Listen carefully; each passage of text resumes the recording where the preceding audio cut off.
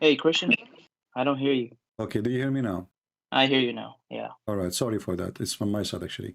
So you no you problem. you said you have a Muslim friend with you, or you are the Muslim?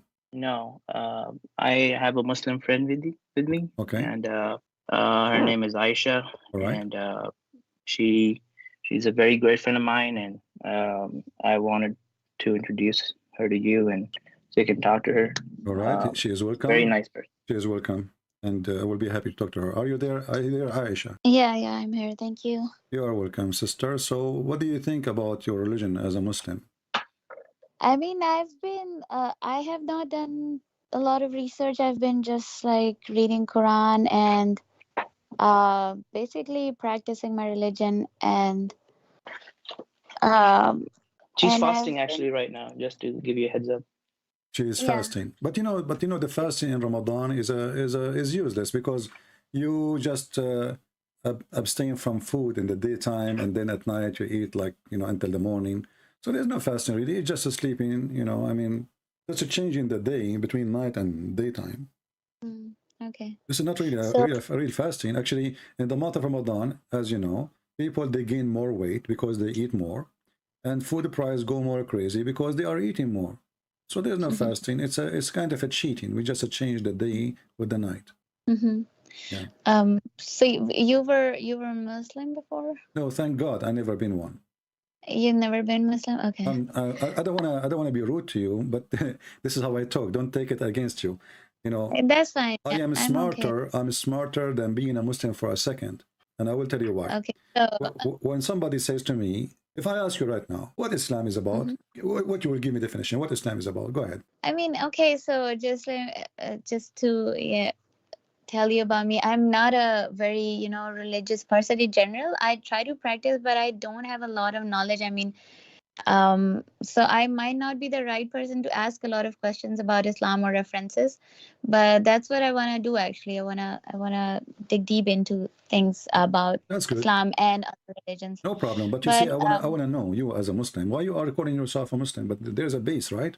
so the main reason is that because I was born Muslim, Okay. and that's what of course, how, if I'm not doing any kind of study or research, I've been just following whatever, our families and all taught us since childhood. So that's the main Okay. reason. In base on what you learn, I don't know how old are you. How old are you, if you don't mind to I'm say? Yeah, I'm 33. 33. God bless you, and we pray the Lord will make you live longer. So, uh, uh, based on 33 years of age, what did you learn about Islam? What I've learned is, so many times I've read Quran and it gave me so much peace and made a lot of sense to me. So many times when I've been through really tough times, I have read Quran and it gave me like so much strength and peace. And by reading Okay, verses. Aisha, I want you to help me. Mhm, You said the Quran makes sense. mhm. I have a Yeah. friendly challenge for you. Friendly challenge. Don't take me, What? Mhm. Give me one thing in the Quran makes sense. Just one thing. Yeah, so again, so I was talking to my friend who's in call, and which is who actually mentioned a few things that he pointed out that that doesn't make sense. I mean, yeah, I'm trying to do some research on it, but there are so many things. Like for example, if when I was through tough times and I read in Quran then that God will test you from by through your through different things. Like I don't remember exactly the exact ayah, but the people who will be patient will be rewarded and things like that. I mean, Hmm. and yeah, these things actually mm, gives you, strength. And this is one example, and yeah, it does make sense. And there are tons of things that Okay, make. let us go with one by one. As long you are a lady, right? So I'm Mm-hmm, going to speak for things that have to do with you as a female. Do you think mm-hmm, it makes sense that there is a prophet he say you are half brain because you have your menstruation? mm-hmm. Does that make sense? Do you consider yourself half a brain and half religion? Yeah, so are you referring to the have witness Huh? rulings? Okay. Yeah.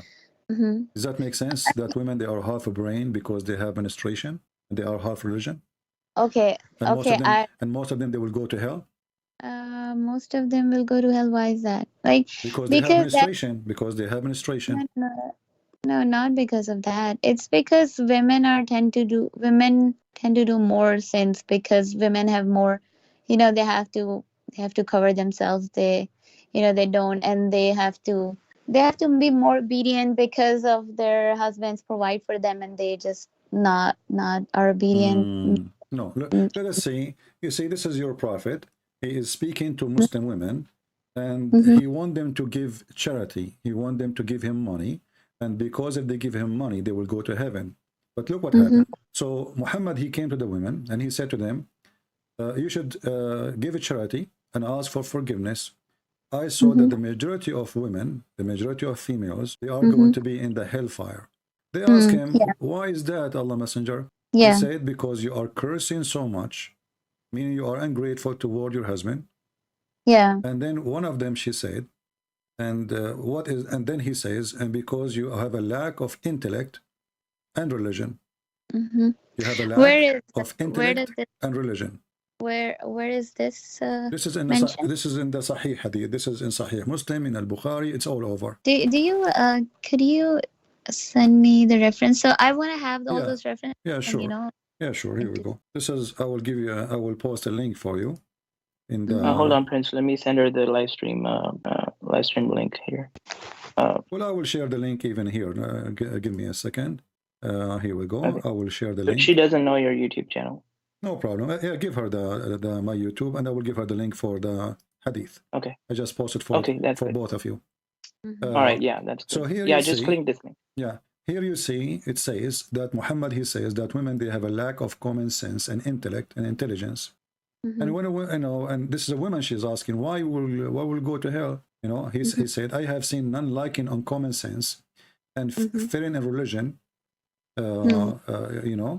And when they ask him, okay, what is the problem? Well, he said the proof of the common sense. Actually, this is the false translation. It says your intelligence, lack of intelligence, that you spend some night and days which you don't offer pray in the month of Ramadan.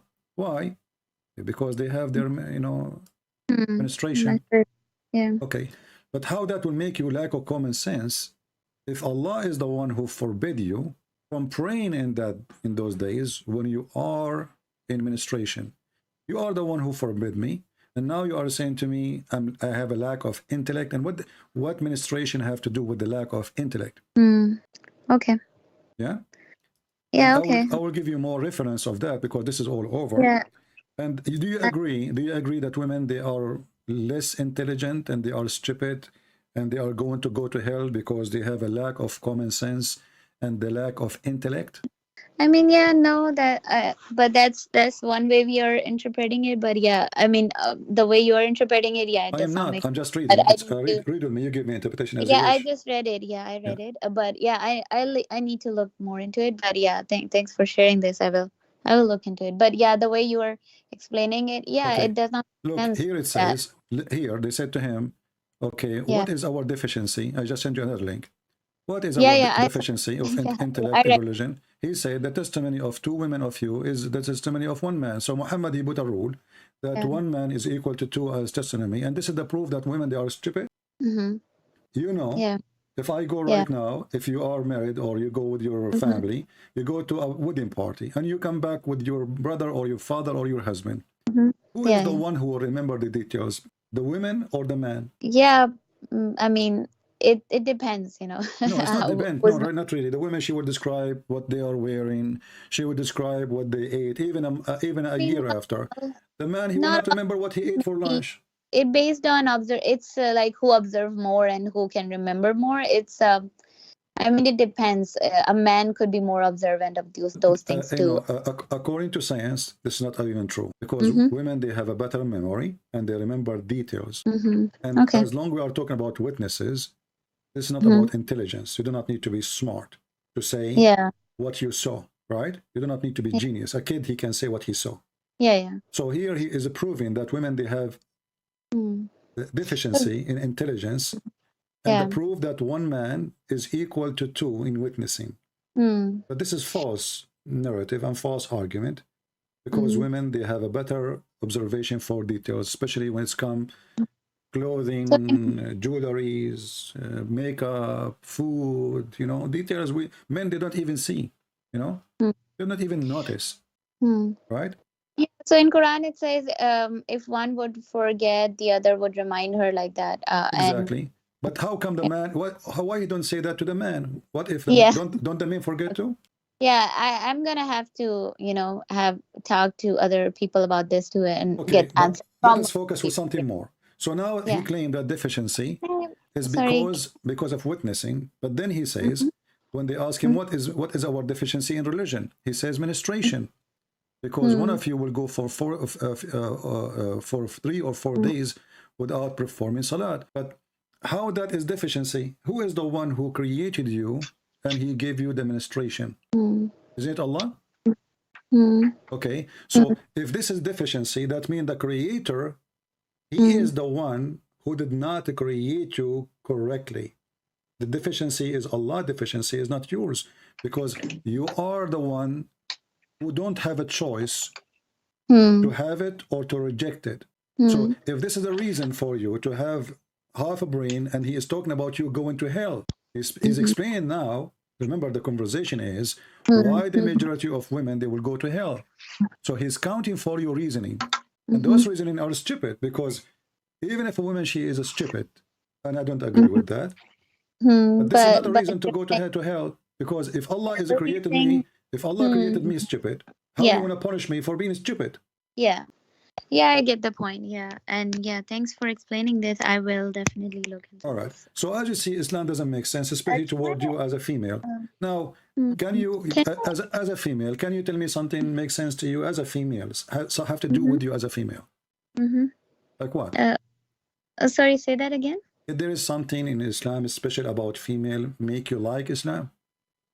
Do But you like to female. have do you have like 3 more wives beside you with one man? Is that right? I mean, yeah, of course, I would not like it, but it's there is some kind of, uh, it's not mandatory. Like, it's not like every Muslim is doing that. Most majority Muslim have one wife, but it's an option that is given, and there's some good behind it too. And I've seen a What few is the good behind examples. it? What is the good behind it? I have seen a few examples. Like I was telling my friend that day that I had a family in my neighborhood, and they were one of the women was not having child, Hmm. so she actually found someone in her own family Hmm. and got her married to her husband so that they could have kids, and then they are actually living together. One wife has kids and one is like does not have kids, but they are living as a Okay, family, and we he will was go. able to We will save go her with this. marriage. We will go with this reasoning. First of all, Islam allow divorce so easy, correct? Yeah, Okay, what if the second wife, she did not give birth? yeah, so maybe Then we get he third wife. Okay, what if the third wife did not give birth? Yeah, of course. Maybe. I mean, that's Okay, maybe that they would figure out what if that it is the man who cannot give birth, like yeah, that's Muhammad? yeah, yeah. Okay, That so then this they is would number figure one. out. Secondly, if a man, like we have in the Old Testament that Abraham himself, he have a Hmm. wife, but our Yeah. permission, with our permission from God, he went and he Hmm. married the maid. Her name is Sarah, the Yeah. Hajar. Sorry, Hajar. Yeah. So, uh, Hmm. uh, but that was not from God. And if God, he wants you to have a children's, you will have a children's. And don't you believe in that? Yeah. Okay. Yeah. So So he had The two Muslim wives. believe in God will when they Hmm. want, and obviously they don't accept by God will when they want. So they can fix God will. We have second wife. So obviously the God will in Islam is broken as an understanding or belief. Because if you believe in God will, then whatever God he give you, you accept. But obviously, no, we can fix it. God will for this woman not to have kids, we will have the second wife. But what if God will is the man, he will not have children? Can the woman replace him and have second husband? No, so she can. I Why mean, not? divorce or marry No, she other man. cannot. Why No, not? she cannot. No, she cannot. In Islam, a Why? woman, she cannot ask for divorce because the husband cannot have kids. She cannot. No, I don't think so. She can. I mean, she No. can even have divorce. She can ask for divorce even if First of all, the one not. who have the right to divorce is the man. The woman, Yeah. Yeah. she have a right to divorce, if we can call it a right, only Yeah. in according to Muslim scholars these days. But in the old days, Hmm. obviously, the one who was in control always is the Muslim. If he did, you know, harm her severely, if he is not providing, she can ask for divorce, etc. But as long as the husband he bring No, food, you know, and he is doing his no, that's duty as not a right. man. Hmm? No, no. So I read so I don't have the reference, but I can right help now, you. but I read I, it. Uh, I can help you. Hold so on. there. If your husband divorced you, as an example, just show you how Islam abused you as a woman. If your husband he divorced you 3 times, can he have you Mhm. back? So there is there's 3 ways. I mean, no, not 3 times. After 3 times, no, but yeah, after Okay. Is it then. true that the women now she have to go and sleep with the new guy so can go back to the husband? Not sleep. She has to marry, and not like just for one day or something. Like properly marry for with the proper intention to actually keep the marriage. But if No, in any the marriage no, this is ends, not true. You see, the prophet, a woman, she came to him and her husband did beat her until her skin is greener than her clothes. And then okay. the story unfolded, you know, like unfolded by the husband and this Mm-hmm, woman who came to Muhammad. mm-hmm, And Aisha, she said to the prophet, look, uh-huh, look, her skin is greener than her clothes. Why? mm-hmm, Because the husband is beating her. Now, what mm, happened? If we read more in this story in the hadith, I will send you the link. That this okay. woman, she got married from a new guy, but she wanna Mm-hmm, go back to Rifa. Rifa is the previous husband, mm, mm-hmm, and she thought, well, as long as the Quran says you have to marry, as you said, another husband, mm-hmm, I will marry mm-hmm, this guy, and I will go back to the previous husband. mm, You said to me a second ago or a minute ago that it have to be a proper marriage and it have to be not for this reason, right? yeah. Okay, but look Mm-hmm, what your prophet said. Your prophet, he says, you cannot go back to him unless he tastes your juice and you taste his juice. He didn't say it's a proper marriage. It's going to be fixed marriage for a long time. She mm-hmm, have to taste, and I don't want to be rude with you. You are a lady, but mm, yeah. in a Muslim they say there's no shame in religion. The juice Mm-hmm, here is the orgasm. mm-hmm, Okay, he did not say unless you stay with him for 10 years. He said mm, unless you taste his juice and he tastes your juice. And actually, mm, asila in Arabic is the word orgasm. mm. So, Okay. what is the condition to go back to her husband? You have to test his orgasm and he have to taste your orgasm, and then you can get divorced and you can go back. Okay. Okay, so let us listen to this, what happened now. Who is the one is getting abused here? As you see, this woman, the poor woman, Mm, obviously, I don't think she cared for this guy, Rifa. She want to go mm-hmm, back to her children's. mm, The weakness point of a woman is her kids, correct? mm, Maybe the man is even a chimpanzee. Maybe he's evil. Maybe he will mm, beat her. But just for the sake of the kids, she let it go. So this mm, woman, she is desperate to go back. But who is the one who allowed the man to divorce easy? Muhammad. mm, So if we ask you now, what is the logic of this? You will say, well, because it's going to show the man not to take divorce easy and not to divorce anytime you want, because if you do it 3 times, you know, that's it, you know, it's final. But look what happened now. This is not a penalty for the man. It's a penalty mm, for the women because mm, he made the divorce so easy to the mm. point you say one word. You don't even need to do anything. You do not need to go to the Yeah. court. Mm, You just say yeah. a word and she is divorced. And you say it again, this is second divorce. And you say it again, this is the third divorce. You divorce her 3 times. Now she want to go back to her kids. The man, he said, Mm, okay, I will let you come back. But you cannot do that. You have to find a new man to sleep with him. And he have to taste your orgasm. So now we are mm, forcing this woman to lose her dignity. Sleeping mm, around with a man, she is not, obviously she don't want this man, you know? mm, And mm, she is being forced to be with this man in order to make a trick around the rules of Islam so she can go back to her previous husband. mm. Who is the one who's getting abused? Is the women. Why we don't punish the man for divorcing the women 3 times? Who is the one who's punished now? Yeah. There's one more angle to it that heard that that it's a punishment for a man too. Therefore, if he wanna take his wife back, Hmm. and it's a punishment for him too that he has to, you know, maybe go through this that his Hmm. woman is actually But who is the one who doing. is, excuse my language, who is the one is taking off her clothes? Who is the one is being forced into sex? How that can be a punishment for the man? You Muslims, you have no problem if the women, she married 10,000 men before you. Usually, so it's you are taking it from that perspective, like the woman is trying to come back, like she's a victim, she's wanna come back because of her. Isn't she a victim? Maybe He is the one who divorced you. It's not you who divorced him 3 times. He divorced you 3 times, so she's a victim.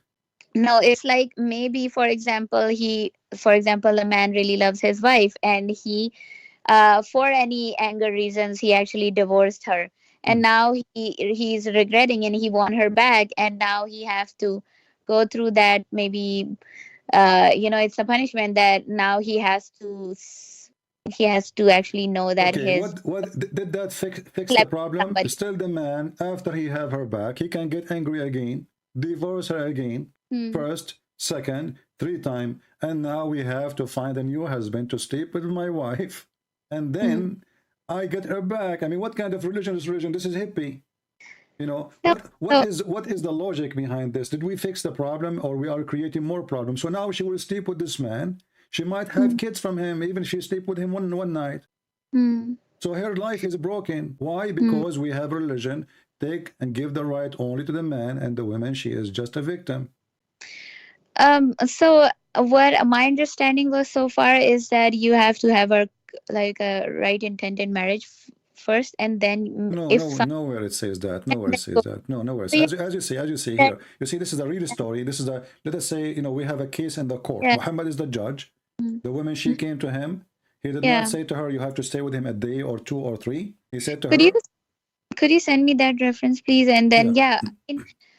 so yeah, there is. I need to again look into this too. But what my understanding was so far is that you have to, if there it has to be a valid marriage, and then the thing that my perspective was that if a man wants a woman back and he actually regrets and he realizes that he liked her and he did a mistake, then he can take her back, but he have to go through that punishment that his woman married to somebody else, and maybe she would never come back to him. That's also possible. So like that's what my perspective was so far. That the man is basically more suffering and women can get married and maybe she would find a better husband. I find it very astonishing. They are saying that the man is more suffering when you are the one who is taken to the bed of a strange man against your will. So this is because you're saying that you have to just sleep with him for one night and then you're good to go to marry the I'm not previous saying that. It's your prophet saying that he have to, only the only condition is he have to perform intercourse. This is the only condition. It's 1 day, 1 hour, 15 minutes, doesn't matter. Yeah, so this is something that this was not my understanding so far. So that's why I'm asking you send me the reference, and I just did. And now look, the woman, she been beaten by the man. Muhammad, he gave the man a verse saying, beat them. Yeah. In return. What kind of a man? He's a prophet of God. The woman, she is a victim. She been divorced. She been humiliated. She been taken from her house, given to other man, and now she is suffering for the new man because obviously she don't want to sleep with him. So now this is a rape. This is literally a rape. Muhammad, he is taking the side of the man who did beat the woman. Obviously she don't want to sleep with him. And he is saying to her, well, if you want to go back to your husband, you have to let him do it. And he did not take any action against the man for beating his wife. Instead, he gave him a chapter or a verse in the Quran. Chapter 4, verse number 34 says, beat them. Do you support rape? There is another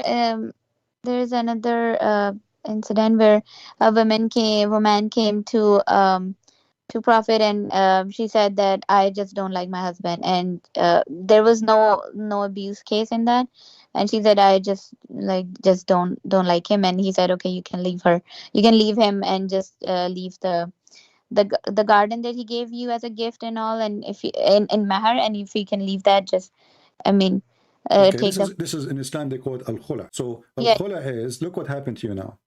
In order to get divorce, you come to an agreement. If the husband agree, but now because Muhammad is the prophet, he can make decision, and the husband who care. But if Muhammad is not there, the husband have to agree.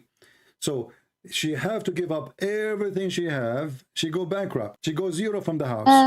She don't take no, even her. not She that. don't No, take no, any. no, No, she don't take anything. Khola, she don't take anything. She give no, him no, no, back.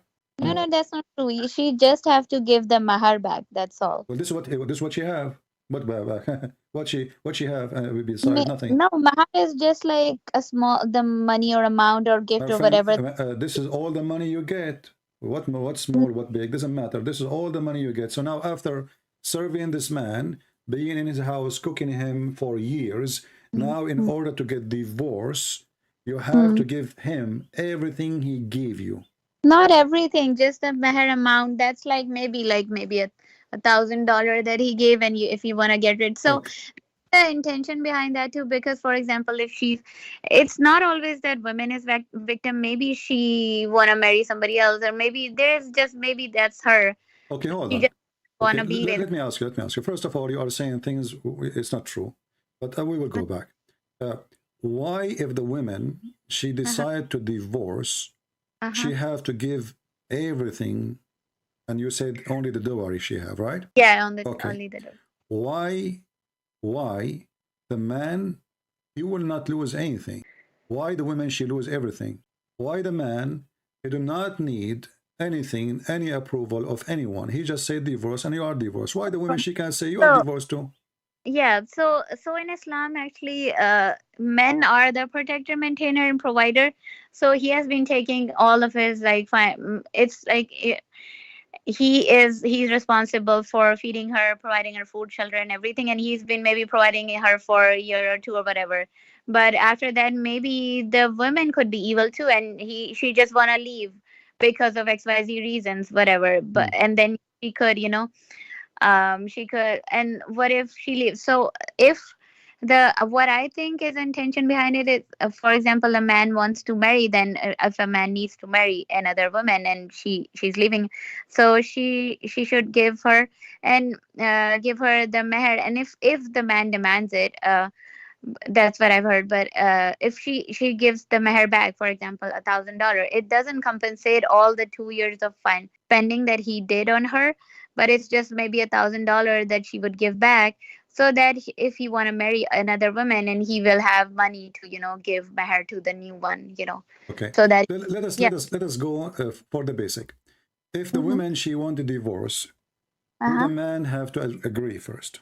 Uh, I mean, since Prophet Muhammad actually, he said, okay, you can. No, she. If what was your question again? Like in Khula, you're Who is the saying. one who is still, even if the woman she said, okay, Mm-hmm, I will give you your dowry back, as you said, and I will show you reference that it says not only the dowry, it's up to him. He can ask for mm-hmm. more. But who is the one in charge to agree or disagree about this agreement? It's the man only. Yeah, but Hmm. yeah, it's the man. Yeah, And this but is and this is the hadith in front of you in the screen. He okay. said that the one إنما الطلاق لمن أخذ الساق بالساق. So the one who is the one in hold of the divorce is the one who is the husband. The woman she can ask for it, but Mm-hmm, it's not the man, it's not the woman who can decide. And this is mm-hmm, your Islamic website. I don't know mm-hmm, if you speak Arabic or not. Al Islamu su'alun wa jawab. They are mm-hmm, asking about what is al khula, what is mm-hmm, the right way to do it. You will see mm-hmm, right away. I will translate to English. It says he will ask mm-hmm, for whatever he paid or more. It's up to him. So now he is in mm-hmm, control. The women, mm-hmm, let us say this guy is beating her. This guy, mm-hmm, he is making her life horrible. So he will mm-hmm, keep making her life horrible mm-hmm. until she agreed to give him whatever he gave her and even more. Do you see it? It's on the screen. Whatever he in his consultation is the dowry he paid her, or more or less. It's up to him. Mm-hmm. So when you said to me, no, no, only the dowry, you were wrong. So Mm-hmm. now your husband is in charge. He is the one who can divorce you. Even if you say, I don't want your money, I don't want anything, just please let me know. He have to agree. And now he Mm-hmm. put conditions. You want me to agree? Well, you Mm-hmm. give me this. Maybe he asks even for more. Maybe he for less. But here now you see that Islam is, when you are married, if we can call it marriage, you are really owned by this man. He is the Mm-hmm. one who can throw you by a spit from his mouth, and he is the one who can hold you by a spit of his mouth. You are just a slave. Uh, How you can ask for divorce then? If the man he have to agree. mm-hmm. Um, s- uh, were you reading the hadith here? Was that Yeah, all well, hadith? this is a Muslim website. This is the sheikhs. These are the scholars. They are answering, and they are even quoting the story, the one you mentioned about the women. He asked her, Mhm, "Do you want, the guardian he gave her, and he, mhm, he gave it back to the man, right? But mhm, here, because Muhammad is there, he is the one who make the mhm, decision, and nobody there to say yes or no. So the man right is stripped, and here Muhammad actually is breaking the law of God if he claimed to be coming from God, because this is the right of the husband, not the right of Muhammad. It's not you who decide what the man should do, even if you are a mhm, prophet. So Muhammad here mhm, is breaking his teaching, and he's acting as if he is the husband. Who are you? mhm, mhm, You have no right. This is the right of the man. So, uh, additional to that, mhm, mhm. what do you think about the man is beating the women? It's okay. No, it's not okay. So again, Why not? like Why it's me, not okay? of course, it's not okay to beat anyone. But what my understanding so far about this is that I think if I mean, we cannot in all situations think that women is she's a victim and she is being abused. There could be, there could be actually like real disobedient wives too, who actually Hmm. like do such a wrong things that a man could be. So it's not just about that man could do anything. There are so many verses in Quran that told men to be good and gentle and kind to other people and their women and everything. So the first step is for man to be, just and be kind and gentle. The other in this verse that I understand is that there could be a situations and scenarios where women would be actually disobedient, and I have seen those cases around me as well, where men are trying to be so nice with them, but they are just keep on, maybe cheating or maybe just, doing wrong things. So Okay, in hold that on, case, hold on. You see, you are mixing things uh, up. First of all, in the case of a cheating in Islam, the woman, if she is married, the punishment is death. So this is not beating. Secondly, you mhm, just said something really amazing. I find it really amazing how a Muslim woman she think. So now, listen to me. Now, mhm, the woman, maybe she is doing something bad. mhm, And now how yeah, we fix her bad? By beating her. Okay. If the mhm, man is doing something bad, can mhm. my wife beat me?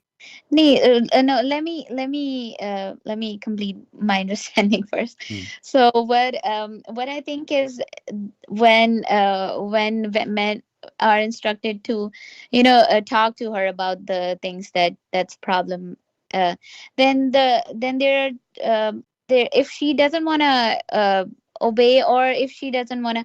So one more thing is that if a man is responsible for providing you financially, he's taking care of your Hmm. all the, if you are taking the situation where man is a good person and the woman is just like being not a good person, she's just Hmm. not a good wife, and in that case he's providing her with food, shelter and everything, Hmm. but she's not being a good wife. And then in Hmm. that case, if he talked to her and about this problem, and then if she still doesn't wanna Hmm. um continue if she wanna continue disobeying him, she can just leave him.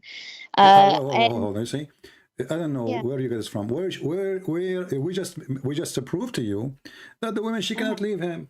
She cannot. It's the man who decide. Even when you mention al khula, it is the man who have to decide, and he agree. So she cannot leave. And if she's trying to leave by herself, he will beat the hell of her. Even in Islamic country, they have you call the police will arrest the women. It's called Baytul Ta'a, the house of obedience. So he called the police. He said, my wife, she ran away from me. The police, they put her name as if she is a criminal, wanted. Wherever she will be found, she will be arrested immediately, and she will be sent to her husband with the cuffs in her hands. Is that true or not? uh I didn't know that. Yes. Where does this? You can search it. It's called the House of Obedience, Bayt Ta'a. So she Okay. cannot leave. And now look at this. Mm-hmm, You are saying the woman, she is bad, and she don't want mm-hmm. to listen. How that can fix a woman behavior? And I ask you, if the man is bad, can the wife beat him? No, but she can. What? Why Okay, no? what Why my no? Why I can beat my wife if she is doing bad? Why mm-hmm, I cannot be beaten by her or by her family when I am mm-hmm. bad? Yeah, I mean, what she can do is just leave him. That's what I felt My like. friend, you see, you are creating your own rules now. You cannot just leave. You will be arrested. That was not my understanding so far. I need to. It's not up to you. You see, I don't say Or- things. You see, my friend, I am a person.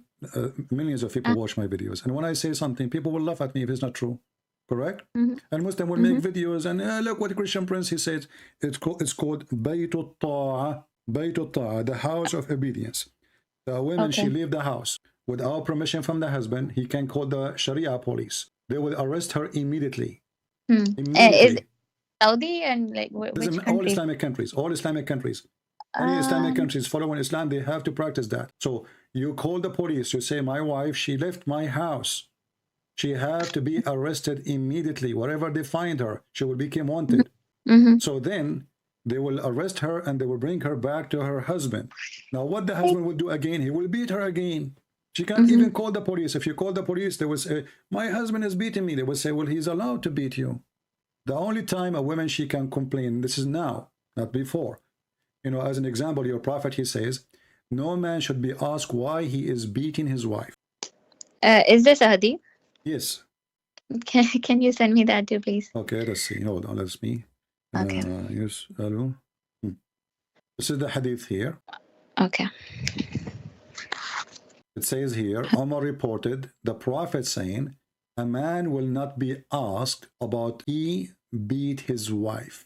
Why he did beat his wife. Nobody can question Where it. where did he send it? Let me send it to you. Here we go. I will send it to you in Skype. Okay. Okay. Okay. All right. So the man cannot be questioned for beating the wife, but the women, she cannot beat the husband if he is filthy. How many husbands, they are evil, they are bad, they are disgusting. They are even if they are cheating in Islam, she cannot leave him, even if he cheat. Even if he cheat. Even if he have, let us say you marry a guy and then he decides to marry a second woman. You don't want to live with second women. Can you leave? No. He will beat you. No. So about the cheating, is the punishment is to death. Yeah, Stone till death. but you cannot prove it cheating in Islam because you have to have 4 witnesses. It's impossible. And not only Yeah. that, excuse my language, you have to see the private part of the man going in and out, as your prophet said, like an inkwell. How in the world we can find 4 men? And they have to be 4 men, by the way. Women are not accepted because women are stupid. So they have to be 4 men. Imagine, I'm not saying about you. I'm saying like a Muslim woman. She is cheating her husband. And now the husband, he entered the bedroom. He found a man, or she is, excuse my language again, in the top of her, or she is on top of him. Having sex. They are naked. Then the guy, he have to call 4 of his friends. Tick, tick, tick, tick, tick. Assalamu alaikum, brother Abdul. Can you come over? Please, my wife, she's having sex with the neighbor. And then he have to call the second one. The second one is busy. He called the third one. Oh, the third one is fixing the car. The fourth one. Oh, the fourth one is buying tomato. So I have to find 4 witnesses. And then after they come, if the guys stay there, they have to see. It's not enough to see the man in the top of her having sex. They have to see his private part. I'm trying to be polite as much as I can, you know. They have to be. No, I get. Yeah. So they have to see his private part going in and out. But this witness is for men and women both, right? And to accuse, basically prove both the guilty for both of the genders. It's the same thing, right? And it's the same punishment for both men and women, right? But look, hold on. You see, you are not even listening to me. You said if he is a cheating. Yeah. How the woman, she can call 4 men to prove he's a cheating? She can't even leave the And house. same goes for. She cannot leave the house. She cannot leave the house. Yeah. And how in the world a woman, she have to find 4 strange men, and those men, they will go inside the room, and they have to see. Do you know the story? Do you know the story of the man, the witnesses with the caliphate? When he asked the first one, did you see his penis going in and out? He said yes. He asked the second one, did you see it? He said yes. He asked the third one. He said, what I saw her leg around his neck, and they were shaking, her shaking. They are shaking like the ears of a donkey. The caliphate, he did beat them all. Why? Because one of them, he did not see the private part of the man going in and out. So now look what happened. We have two at least. They saw it going in and out. We have the third. He saw them naked, and he is on the top of her, and her legs around his neck. All of this is not a proof of adultery yet. So it's proof of what? What is this? It's a madness. All of this because Muhammad, he had three witnesses. They saw his wife having sex with Safwan. So he decided to change it from 2 witnesses.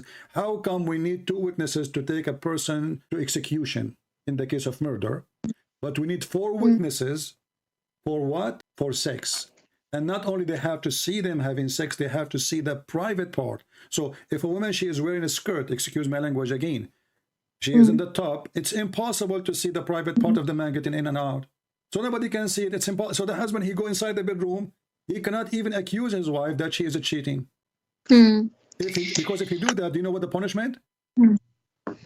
They will whip him. So the husband, he go inside the husband go inside the bedroom, he see his wife in the top of somebody, and now he don't have the witnesses or the enough proof.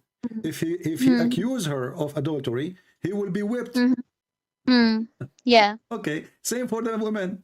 If she accuse her husband and she don't have the 4 witnesses seeing his private part going in and out in other women, she will be whipped.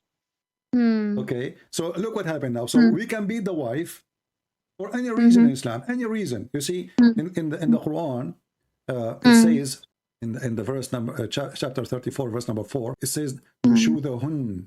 You know, nushudahun. Nushud. If you ask a Muslim what nushud mean, right away the Muslim, they start using their imagination, lying to us that nushud mean cheating. She is bad. She is etc. But you will see that the same word used for Muhammad when he decided not to sleep anymore with Sauda bint Dama. Do you know that? Is this in Quran? Yes. Or so when Muhammad, he did nushud, and this is the hypocrisy of the Muhammadan. So when the women, she do nushud, and what is this? You fear their rebellions. You fear, like he said to you, can you make me some tea? You don't go and do it right away. So now you fear like, she start, you know, showing signs of being rebellion to me. So, but if a man, he do that, a man, he can stop having sex with his wife. It's okay. But if a woman, she do that, we will beat her. If you go in the same chapter, chapter 4, you see, we have the same word appear twice in the Quran. Once in chapter 4, verse number 34, and because it's about female, it says nushudahun, hun for like female, you know, otherwise it's the same word. So nushud, and then the word nushud. Here, the chapter 4, verse 128, it was about Muhammad doing nushud. What is the nushud he is doing? He don't feel like sleeping with this old woman who is his wife. Her name is Sauda. So look what happened now. If there is an issue from the husband, you can come to an agreement. But if there's an issue from the woman, we can beat her. So I have let me share you my understanding is because, so again in Quran it says that men are like one level above women because they provide for them. That's the main reason why they're one level. Otherwise, maybe they're just so they provide for her. So if they're, I mean, providing financially is a big thing. You know, I will go with you just to show you. I don't want to call you not smart, but listen to me. So Muhammad, he was the husband of Khadija, and Khadija, she was the rich. Yeah. And now Muhammad is not working because now he announced himself as a prophet. Yeah. Khadija is the provider, especially in the beginning. So can Khadija beat him at that time because the one who provide can beat the other one who don't provide? I mean, that's not that's true. I mean, in that case, Khadija and Muhammad was not the provider, and he was not the. I mean, he was not one level above her, and they were about the. I mean, can she beat him? This is the question. Now she is the provider. Can she beat him? Because you said to me, because he is providing, well, he can beat her. So now, you see, my friend, I don't know what are you talking about. In America, I am a provider for my cat. Can I beat my cat? I will go to jail. In America, I am a provider for my dog. Can I beat my dog? I go to jail. So you are saying to me, just because you give somebody some food in his mouth and panty and underwear and a bra, now I can beat you. What kind of evil logic is that? Yeah, I know. I'm not talking about beating. So yeah, No, we are if talking about beating. We are talking about beating. We are it's asked. about The verse here is about what? The man in beating. charge of women, Mm-hmm. because Allah has made one of them excel the other. So look Hmm. at this madness. Who is the one who made the one excel? Allah, correct? Hmm. So right away you became a victim because he made you, he made him excel. You see, we're not talking about the leader of the house now, because even in Christianity, the man is the leader of the house. But Hmm. now you became excel. Excel in which Hmm. way? Excel in the point that you can do anything with the wife. You can jail her. Actually, the verse says, وَهْجُرُوهُنَّ فِي الْمَضَاجِعِ, which means you jail them in their rooms. Hmm. وَضْرُبُوهُنَّ. All of this, why? Not because they commit any sin yet. They did not. If you fear, this is what the verse is saying. وَاللَّاتِ تَخَافُونَ. You fear. They did not do it yet. So what we do? We beat them, we punish them. If they obey you, seek not a way against them. So what is the purpose of the beating? To make them Hmm. obedience, correct? Hmm. Yeah. Isn't it this what you do with the donkey? The donkey want to go to the right, you hit him so he go straight. Okay. Do you think you're a donkey? So what by again? So far, what I've been, I have to again talk to people and see, look into him at this. But what my understanding was so far that a man, if he's providing for his wife and she's not being a good wife, and then she may just, if they're talking, and if he stops sleeping with her, and she may just leave, or like She cannot leave. This is a fabrication. You yeah, are making things up. I just showed yeah, you that's even the what my reference. understanding is so far, right? My Um, friend, you are saying things from your own. This is yeah, not that's Islam. The woman, she cannot leave. And if the man, he is beating yeah, her, that's what I now, need now, now, now, Muslim. after 2000 years, 2022, now some Mm-hmm. Islamic country, they are start making law. If a man, he did beat his wife severely, and she Mm-hmm. have the right to ask for divorce after a Mm-hmm. lot of a pressure from United Nations, from the American, etc. Mm-hmm. But in Okay. Islam, as didn't I show you in Right. front of your eyes that the Prophet said, no man should be asked for Mm-hmm. why he is beating his wife, Hmm. right? Yeah. Okay, so the man, he has absolute right in Yeah. what he do, you know? I mean, yeah. Again, that's what, like I told you. Thanks for the references, and I will look into it, and I will ask these questions from the Islamic scholars too. But that's what I understood. I mean, so far before talking to you, my understanding was just this: just she can leave, and if she still wanna stay and Okay, want him, let us not, it's fine. okay, let's forget about this. I will give you one more chance to give me one thing is true about Islam. Is anything true? I mean, the whole religion is stupid. Okay. So if we step back, can I ask about, like, yeah, about the what's the ruling regarding the female in, for example, in other religion like In Christianity or Christianity, the women and the man, when they are married, they are united under the name of God. Therefore, a man, he can divorce her, or the woman, she can divorce him if they Mhm. are committing adultery. And adultery means breaking the Mhm. agreement with God, not even between the two, with God. So I promise Mhm. God I will be decent with my wife. She promised Mhm. God she will be decent with me. I promise Mhm. God I will stay with her. She Mhm. promised God she will stay with me. I promise God I will do my best to provide her, etc. So when I broke my command with God, then Mhm. and only then divorce can happen. The man, he cannot divorce his wife because his wife, she getting older, Like or she they is both not getting pretty, or because they he met a new girl. do they have both do they both have equal rights? They have the Okay. man is in charge of the house. The man is in charge of the house, but Mhm. he is going to be the same as a Christ who served the church. So the Bible says, and this is what Jesus said, Mhm. the man, he gave himself to his wife, the same as the Mhm. Messiah gave Mhm. himself to the church. So the Bible making the women equal to the church. The man is the Lord of the house as a servant, not as a master. This is what Jesus was. Jesus, he washed the feet of his disciple. Mhm. He did not ask them to Mhm. wash his feet. He washed their feet. So the Mhm. master, this is what Jesus says, the master is the one who serves. Mhm. The master, the Lord, the true Lord, which means you will become the Lord because people will love you. Mhm. Like when you have a king, Mhm. and this king, he serves everybody. Then he is a king. Everybody will take him as a king because he's Mhm. amazing. Mhm. Because he did not Yeah. force us by violence to be the king. Mhm. What your religion doing now is the man is Mhm. forcing you to be his Mhm. slave, and he Mhm. is the king because he have the authority. But in reality, you hate him in your heart. There's no women. If your husband did beat you, you know, Yeah. are you going to be in Yeah. love with him? Be honest with me. Yeah. No, no, of course, no. Okay, Yes. so what is the purpose then of this? Is that will fix the marriage if I beat the women? If you just said, if my Yeah. husband beat me, I will not love him. You said, of Yeah. course, no. Yeah. Yeah. And that's not gonna fix the marriage. It will be just like you just don't start hitting him. Yes. And So then what is the purpose? You see, is Allah teaching us wisdom or teaching us madness? I mean, yeah. I mean, okay. Yeah. No, I you see, you're trying. I feel that you are trying to escape the answer. no, I'm not You trying just to escape. said, Yeah. I mean, I'm I'm thinking about whatever you're saying, and yeah, of course, I mean, yeah, I will think about it, talk to people, like, yeah, but no, your points are valid, and I really appreciate you yeah. So explaining we all did that. not fix the marriage here, you know. We did not Yeah, fix yeah, the marriage. true. If a Muhammad want to fix the marriage, we say, well, talk to her, you know, try to see a reasoning. And you know what? If you guys don't want to live together, okay, go in peace. That's it, done. You know, but Yeah, beat her. yeah, I can relate to this because like if my husband is, even he loves me, or I love him, but he actually beat me sometime, that would make me like, yeah, I mean, he will know, I might not be able to, respect him You that see, way ever. in earth you are not respected. In heaven you are not respected. In the heaven, is it true that Allah will jail you inside the tent just for sex? What?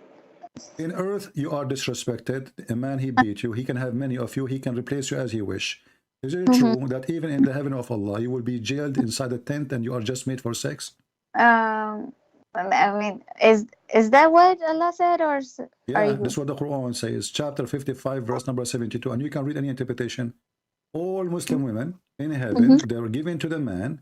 They will be jailed in the tent. The God in Islam, even in heaven, he, you know, you give you a tent. You know, he's a Bedouin Arab, what you can say. So you will be Mm-hmm. jailed in your tent, and you Mm-hmm. cannot leave. You cannot see anyone. Nobody can see you. Nobody can meet you. Nobody can even say hello to you. You are jailed for sex inside. You are restrained. Mm-hmm. Chapter 55, verse number 72. Is that fair?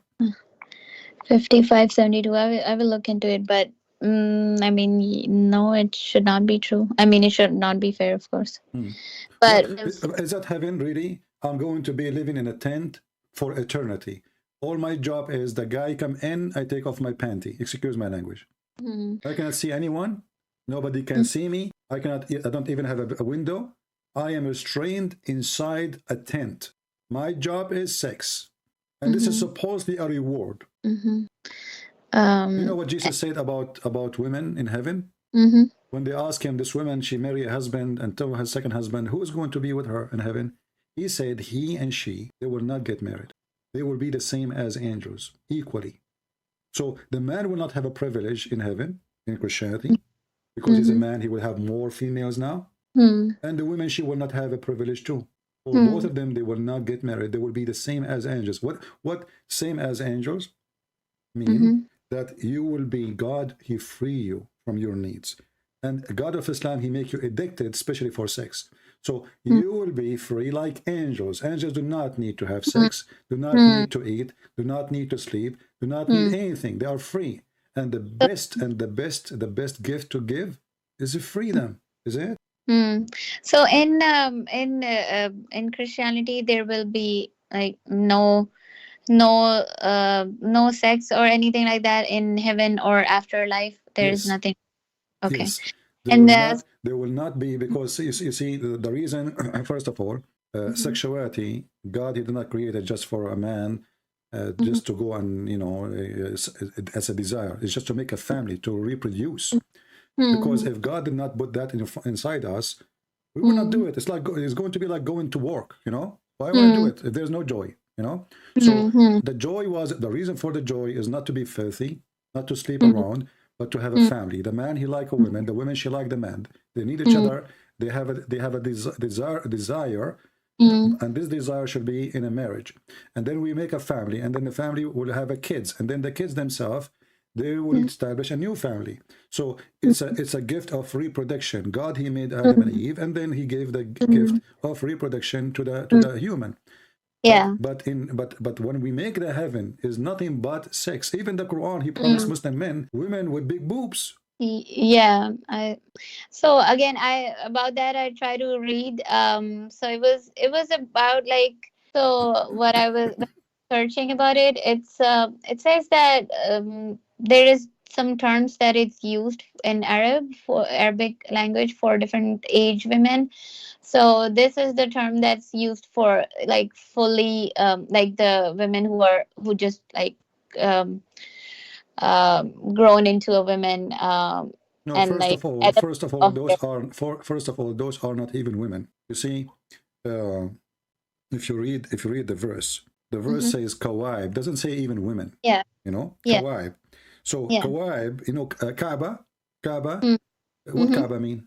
Yeah, Kaaba is the Cube, the cube, QB. cube. Yeah, yeah. Okay, so he is describing how their breast will come out like a Mm-hmm. cube. You know, Mm-hmm. and a trap, which means all of them they would have the same size, the same look. You know, a trap, coming from the word turab. Turab means dust or dirt. So a trap, all of them like the same sand. The all sand have the same size. Like you go in the desert, you grab a sand in your hand. All of them they are the same size, the same look. Like there's no difference between one sand and sand, at least in the naked eye. So all those women doesn't say really anything about age, as they claim to be it's about age. All of them, they will have a cube breast, and those breasts are coming out firm, strong, like a balcony. Now, if I ask you Mm-hmm. why this is important, Mm-hmm. what kind of God is God? Is that a Hindu God, sexual God? Is that a hippie God? Why he is trying to tempt me by where is love? You know? Don't you think love is missing here? So I don't even know who is this woman. She don't even know me. All what I need to know about her, that she have a private part, excuse my language, never been touched by a genie. Even the word is used is yatmuthuhunna, which is very filthy, which means nobody entered there and broke their skin and made them bleed. So he is not describing the love between me and her. He's describing her boobs. He's describing her vagina, and each time I sleep with her, Allah will make her a virgin. Where is love? Where is family? Where is the humanity? We became just a bunch of animals. So what's the how does Christianity heaven looks like is described? Well, like the first heaven we have, it was a garden, and the garden was on earth, not in the sky. You know, when we say the garden of Eve and Adam, Mm. they were not really in the sky; they were on earth. So this is Okay. the garden which have the normal trees. They do not need to work. Everything is easy. Adam and Eve and live in the garden. But the heaven which we are going to be in with God, obviously is going to be different, and we will be different because we are free from our needs. This is why if you go to Mark chapter 12, you will see how the Lord he mentioned that those who are going to be resurrected from death, they neither marry nor are they given into marriage, but they will be the same as angels. So now heaven the heaven is exist right now in the way it is for the angels is not going to be different for us, because angels do not need trees, do not need food, and they don't have sexual desire, and they don't get aged and old, and they are living happy by the Spirit. So if God can give me a joy, like when you bite an apple or an orange or a banana, you enjoy the taste, correct? And who is the one Yeah. who gave me that joy? God. He gave me the ability that my tongue can feel something special about it. So if God, he can make from a banana a special joy, can't he make a higher joy have nothing to do with the banana? He can, Yeah. right? So this is what Christianity is about. So you will be happy, and the happiness cannot be described, but not by sex, not by, because we are talking about God. Being with him, being in his presence is a big joy itself. And being free, imagine I have a car, I do not need to buy gas. I will be traveling the world, What is preventing me now, that the gas price is so scary, I don't want to even go to the store. I try to do shopping for 2 weeks now because I'm not going to spend money. I'm scared of going out. So, but if I have a car, do not need gas, and I have a stomach, never get empty and never feel hungry, and if I have a body, never get sick. Who need doctors? Who need medicine? So all our needs will be dropped down, In Islam, is the opposite. In Islam, you will be more sexually addicted. The prophet he described, if you, I don't, my book is called Sex and Allah, you can read it. You will die laughing at how Muhammad described heaven. It's disgusting, by the way, but you are 33 years old, so you can read it. But you will see a description. You will see how a huge difference between what Jesus said about heaven and what Muhammad he described his heaven. He says even dahman dahman. It's, I don't want to describe for you. It's disgusting. And and this heaven, like even the size of the private part is scary. Endless. The women, she have a vagina fit for that penis, and the women, her ass is 1 mile, and the boobs is so big. I mean, what is that? And when you go in the, if you speak a little bit Arabic, there's many videos on YouTube that describe for you what will happen to the man when he entered to the whore. They will jump on him. One, she will be kissing his mouth. One, she will be sucking whatever. I don't want to go there. But this is a very sexual, evil religion. And who is the best in the reward in sex is the one who kill. The one they call him a murderer, the one who do jihad, is the one who get the highest number of women. And ask yourself, my friend, is that really from God? What God, you know, if I ask you now, what Satan he tempt us with? What do you think? Yeah. What Satan he tempt us with? Well, sex and money and gold and silver, correct? And power. Yeah. That's what Muhammad promised. Do you know that even Muhammad he claimed that in the heaven that you will have 4 heaven, 4 paradise, 2 is made of gold and 2 is made of silver? Is that yeah, I have heard about gold and silver in heaven, but not this, that 2 will be this. If you go and read, you see right away how silly, how stupid. As an example, chapter 18, verse number 31, it says that you will have a garden. Okay, the Muslim, the add word is not even there. You know, it says eternity. It doesn't say that in the Quran. And then it says underneath of it there is a river, and then they will be wearing a bracelet of gold. What is the point of wearing a bracelet of gold? What does that mean? And what is the value? What is the value of gold?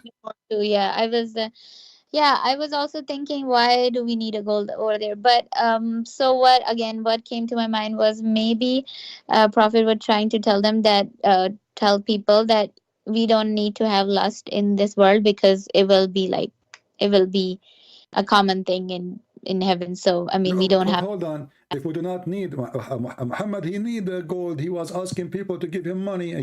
This is why he said to the women, most of you will go to heaven, give it charity. And here you see the hypocrisy. So now if they give it charity, they will go to heaven. That's still bad. He said, give it charity. I saw most of you, majority of you will go to hell. And they start giving him their ears and their bracelet. So now they will go to heaven. This is hypocrisy. So now I can go and I can be a cheater or a liar or whatever I am, and then I give it charity, and then I will go to heaven. So Muhammad is selling you heaven by taking your money. So how come bracelet of gold is not important in earth, but Muhammad was collecting their bracelet?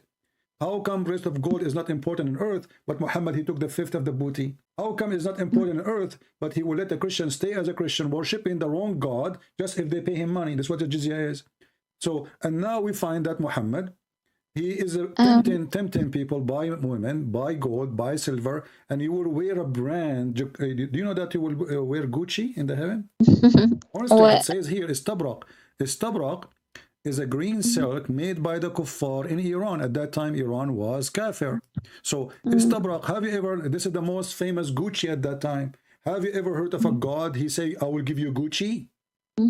He's trying to tempt us with the clothes, with the bracelet, and you know what? I will give you a pillow. Who in the world when Allah? I mean, this is the most laughable promise ever. So now heaven is a bracelet of gold, a couch, a Gucci T-shirt. This is heaven. We have it here. I can go right now to Walmart. I can get a bracelet. I can get a garment from silk. Can I ask, in Christianity, isn't it like mentioned anywhere about like the perks of heaven, and have like a is it just like they will be like angel and that's it, like not about heaven? When the Messiah, he said in Mark, like heaven, like angels, that's mean we are going to be different in nature, you know. And I get that. And we will be free from all our needs. So there's no need for this description. But how heaven will be, I mean, this is the work of God, and this is the miracle of God. I did not see it. I did not go there. But what I know, my And nature will not be the same, and I will be free of all my needs, you know? but isn't there a description like heaven will be like this, and there is Uh, descriptions in. you know, there is like in the book of Revelation some description, but it's a metaphorical. It's like a prophecy. It's about how the Lord will come with the glory of his cloud and take his people, like we call it the rapture. So, but it's not really a description. You can call it a description. It is, let us say, it's a metaphorical of the future, of how we will be living with the Lord, with his glory. So he will take his chosen one, his elected one, the one who follow him, the one who obey him, and they will be with him living forever in happiness. But for sure, there's no, the happiness is not food, is not gold, is not silver, is not male, is not a female. For at the end of the day, if you maybe you do not know that even when God created Adam, Adam was the name of Eve too. Adam is not the man. Adam is man and Eve. Both of them, he called him Adam, which means a human. So God, he created a human. He did not create us, you know, for the purpose of this. You know, he created us to be human. And Islam make you lose your humanity. As you see, I can beat you. That's mean I'm losing my humanity now. You know, when I start beating using violence to convince you that you are wrong, obviously I don't agree that you are a human. I agree that you are a donkey. And the donkey will not walk in my direction unless I hit him with a stick. So Islam make us lose our humanity. Not only disrespect women, even disrespect others, everything. And violence is the way. Even Muhammad, you know, he says, I've been ordered to kill all mankind. Do you know that your prophet, he said, that the best of mankind are the Muslims because they will bring them with the chains around their neck? Sorry, say that again.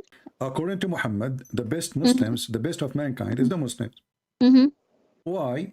Because they are the one who bring you and they put the chain around your neck to take you to heaven. So Muhammad, he claimed that violence is the way to go to heaven.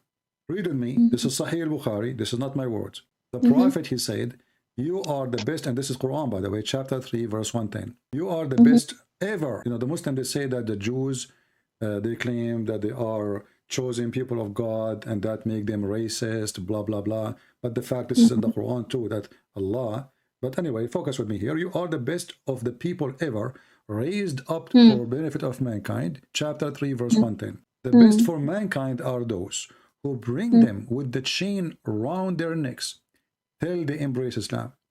How in the world that can be from God? If you put a chain around my neck now and you force me to say Shahada, how that make me a Muslim? Okay, I have to read this ayah. Yeah, this is.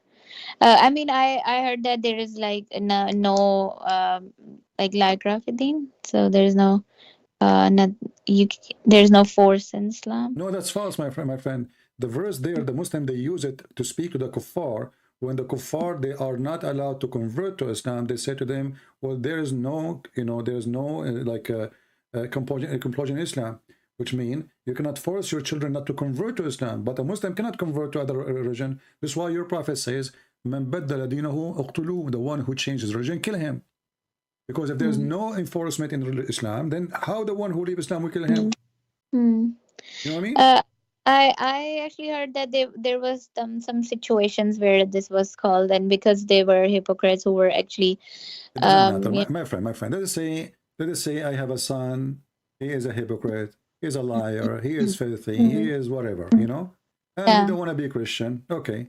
Yeah. Either the law says kill him if he leave, or don't kill him. There's no special situation. It's a choice. Actually, it's more healthy if he leave. Why you want to be a hypocrite who live? Because now you are creating hypocrisy. Because you don't let them leave. So you are forcing them to say we are Muslims, but yet they don't want to believe in Islam. So now we have, this is why Islam is messed up, you know. The second you give a freedom for a Muslim, like as an example, Muslim women, I'm not talking about you. I remember once we have a bunch of girls, we were taking a taxi between two cities in the Middle East. The girls, they were wearing hijab. The hijab, the kind you can't see anything. That's it, you know. So they took the taxi with us, and we stopped in the city. But our trip is like long journey. So they drop in the second city, and now the taxi driver, he said, we have the three girls stop. If you pay for their seat, we can continue. If not, we have to wait in the office. They have an office for their company to get three passengers, so they can, you know, to fill up the car. So you know what? We are a student, we cannot afford it. So we were waiting in the office where he dropped the girls. And after like 20 minutes, 3 girls, they came. They are wearing short skirt. They are wearing, you know, like those, like a Spanish style where the women showing her shoulders, and you know, and they came and they said, Abu Muhammad, we forgot a bag in the trunk. The guy, he said, but you did not come with me. He said, no, no, no, we come with you. He said, no, you did not. He said, no, we did. And they start telling him stories he was telling to us, because we are in the front seat, the 2 guys with the driver, and you know, those like Mercedes, the wide one. So, and the 3 girls in the back. So they start telling him the stories he was saying to us during the time he's driving. He said, what? But the one who came with me, they were in hijab. I said, yeah, you know, our parents are not here, you know, they are coming to school here. So in the front of their parents, they are wearing hijab, no makeup, blah, blah, blah, blah. The second they go to different city, they are different creatures. So Islam is forcing people to be hypocrite. You know, obviously they are not confused. They are not like they are not comfortable with the clothes they wear as Muslim, but they've been forced to. And this is happening to all Muslims in the world, unless you live in the West. And even the one who live in the West is under a lot of pressure. Who dare to say? So if you want to know, if you know religion, this is why in the Quran, I don't know if you know the story of the Muslims who say we are Muslims. Muhammad, he said to them, don't say we are believers. They say we are believers. They say, don't say we are believers, we are Muslims. You know that? Yeah, no? yeah. So What's how they can be Muslims, but they are not believer? What do you think? How Muhammad is saying to them, say we are Muslim, but don't say we believe. So the ayah is like that they say that they are the believers. They are not the believers because they actually, because the you need the religion or Islam did not enter their hearts. They just on exactly, their but he is saying to them, say we are Muslims. He is saying to them, don't say we believe, I mean, don't say we believe, say we are Muslims. So how he is allowing you to call yourself Muslim when faith never enter your heart? Yeah, I mean, Muslim is a title. If I say I'm a Muslim, but yeah, it's like a title, but if I'm not believing it from my heart, so it actually shows that your intentions matter, you know. No. You No. It says are a that believer. no, it shows the You are opposite. carrying a Your title. intention, it doesn't matter. What matter is you say we are Muslims. So Muslim is not a believer. Muslim is somebody is forced to convert to Islam, and now he is saying to them, don't say you believe, for belief, faith never enter your heart. Say we are Muslims. So now those are Muslims who they never have faith. So why they become Muslim then? Do you know why? Because Muslim means surrender. Muslim means surrender, not to submit as they lie and say to us. So when you surrender in war, you don't choose. You know, there's no options. There's one option only: surrender or die. So they surrender, and the Muslim, they lie to us when they say Islam means submission. You surrender to Islam, but we know that you did not believe in Islam because you surrender. You did not choose Islam by yourself. We force you to convert to Islam. So we know that your heart is there's no faith. You can say we are Muslims because you say Shahada, but you are not a believer. Muhammad, this is the Quran, chapter 49, verse number 14. Chapter 14? Chapter 49, chapter 49, verse number 14. I will send you the link. I will send you the link. You can read it. Yeah, I have read this actually. But yeah, I mean, what I understood of it was that, yeah, I mean, it's necessary for you to actually accept the religion from your heart instead of no. That's false. That's false. As you see, if it's necessarily, then he should say to them the opposite. He should say, don't say we are Muslims. If it's necessarily to have the faith in your heart, then he should say the opposite. Don't say we are Muslims, for faith never enter your heart. This is how it should be. But as you see now, it's the opposite. It says, don't say we believe, say we are Muslims. So believing have nothing to do with being a Muslim, because Muhammad is Satan. Muhammad as a Satan is forcing you into a belief you don't believe in, and you don't care if you believe or not. Just say, I am Satan, worship me. Just say that, just worship me, just bow down, just say Shahada. I'm fine with it. You believe or not, who care? Just say Shahada.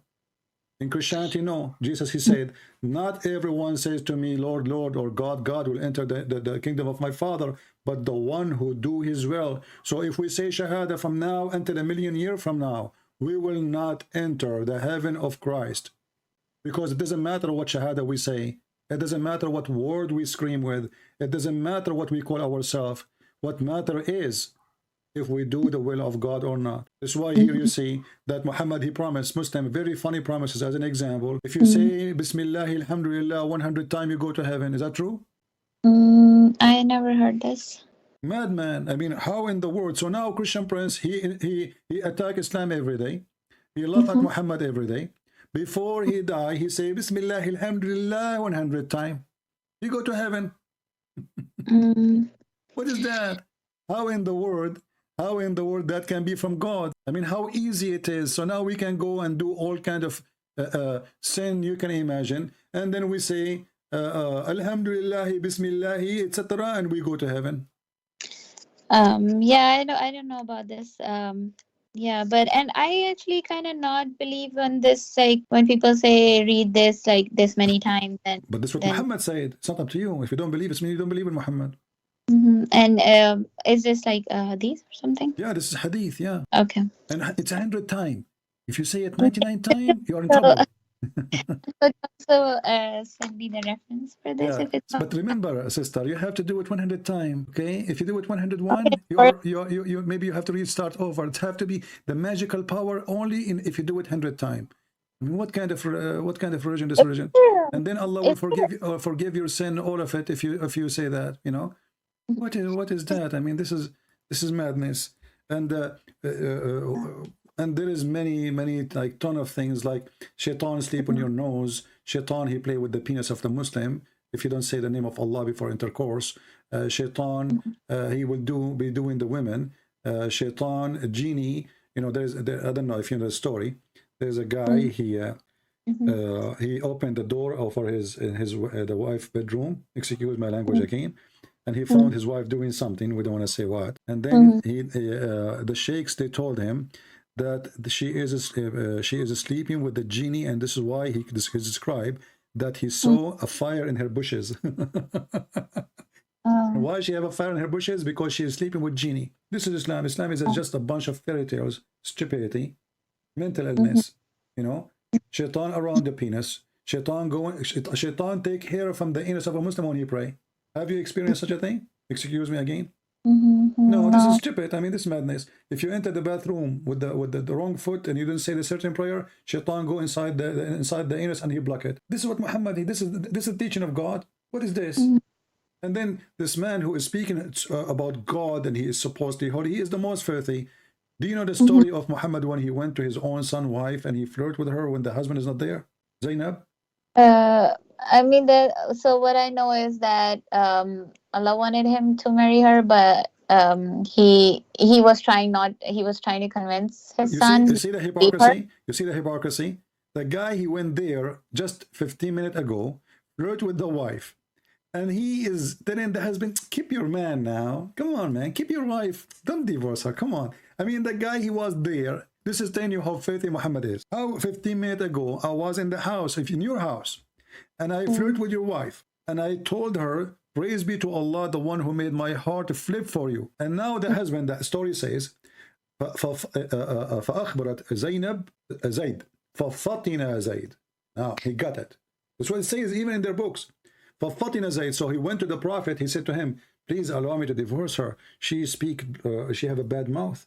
You know. So Muhammad, he said to him, no, man, keep your wife, man. Like, you were there flirting with the wife. And you know, when the Muhammadan, they say he was flirting, I believe he was sleeping with her. Because let me ask you honestly, if your father-in-law come to your house and he flirt with you when your husband is not there, are you going to be so angry, disgusted, or you will be so happy? I'm first disgusted, yeah. Okay, so how come Zainab is not disgusted? And why Zainab is telling him, she's telling him, listen, we are doing it, okay? Don't you get it? So the husband, shouldn't he go to the father, say, shame on you, you flirt with my wife? No, because he will kill him. Who there? He knew now that the master, his father, by adoption, he wants his wife, and that's it. So that's why it says for Fatina. Otherwise, any woman, she have a little decency, she will be so upset that the father, how disgusting it is, the father of my husband coming to my house, and then after that she go and she agreed to sleep with him. And then Muhammad, he forbid adoption just for that reason, so he can have the women. No, he didn't say that. He didn't forbid. He just said that that the son, like the adopted son, is still adopted son. I mean, you cannot have like inheritance, and so because it's No. You see, when you say things, remember, you are talking to me. You are not talking to an average person who know nothing about Islam. The reason for adoption, the Arab always do adopt, and Muhammad himself, obviously, because he cannot have kids. The Muslim, they lie to themselves. They say Muhammad have kids. Muhammad never have kids. Never. That's why he adopt. So what about the daughters he has? Those are his daughters. Those are daughters of Khadija. Khadija, she have 2 husbands before him. And Yeah, but this is why she was rich. they had common daughters too between these two, right? No, he never have a daughter. He never have children. Even the sons, the Khadija, Aisha, she tell him, even Ibrahim, he's not your son. Can't you tell? You know, this is Mary. She sleep around with her cousin. She's asleep. She sleep with everybody. So Muhammad never have a son. This is why Khadija, she adopted a child, because the guy, he cannot have kids. And she is old too. How she can have kids? Khadija, she married Muhammad when she's way older. So he never had one. This, even the Quran says that there is a man, he was making fun of Muhammad. He's saying that he called him Abtar. Abtar mean the cut off. Chapter 108, verse number 3. Cut off from what? Cut off from offspring. Why? Because simply he cannot have kids. If Muhammad he couldn't have sons. What?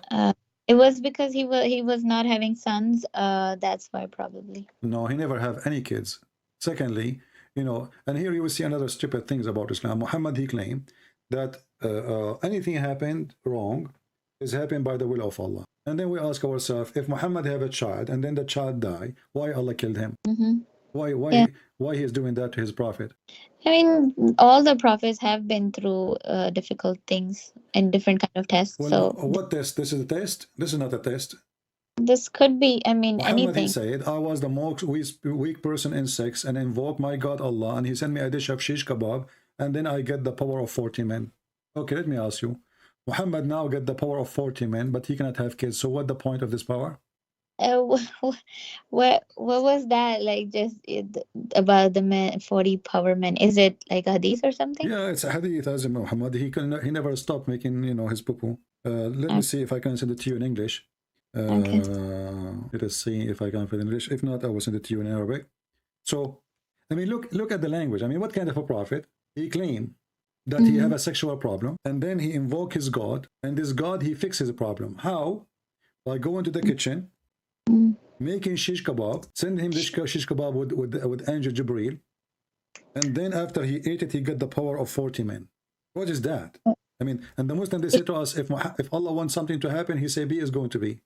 Right? Yeah. Yeah. But obviously, this is, you know, Muhammad, you know, he lived in a very perverted society. If you read my book, Sex and Allah, you will see. So let me share. I could not find it in English, but I can find it for you here. This is the book. It's called Faidul Qadir. This is one of many books, Faidul Qadir. And this is a Sunni book, not Shia. I think you're a Sunni, right? Yeah. Okay. Yes. Variant number 5, hadith number 6426. It says, كنت من أقل الناس في الجماع حتى أنزل الله علي الكفيت فما أريده من ساعة إلا وجدته. So I was the most weak person between all mankind until Allah, he sent on me the kufayt or kufta. And then I found it in a sa'a. Sa'a at that time used for like 15-20 minutes. So each time I need to have sex, Allah, he sent me a dish of shish kebab. I ate it in less than 20 minutes. It will be sent to me. And then in different hadith says, you know, I get the power of 40 men. But let me translate this one for you first. I will use English translation because it's in Arabic. Here we go. It says, I was the least people in intercourse until God, he sent me down the kufta. And then, you know, I find it within 20 minutes or 15 minutes or an hour. Yeah?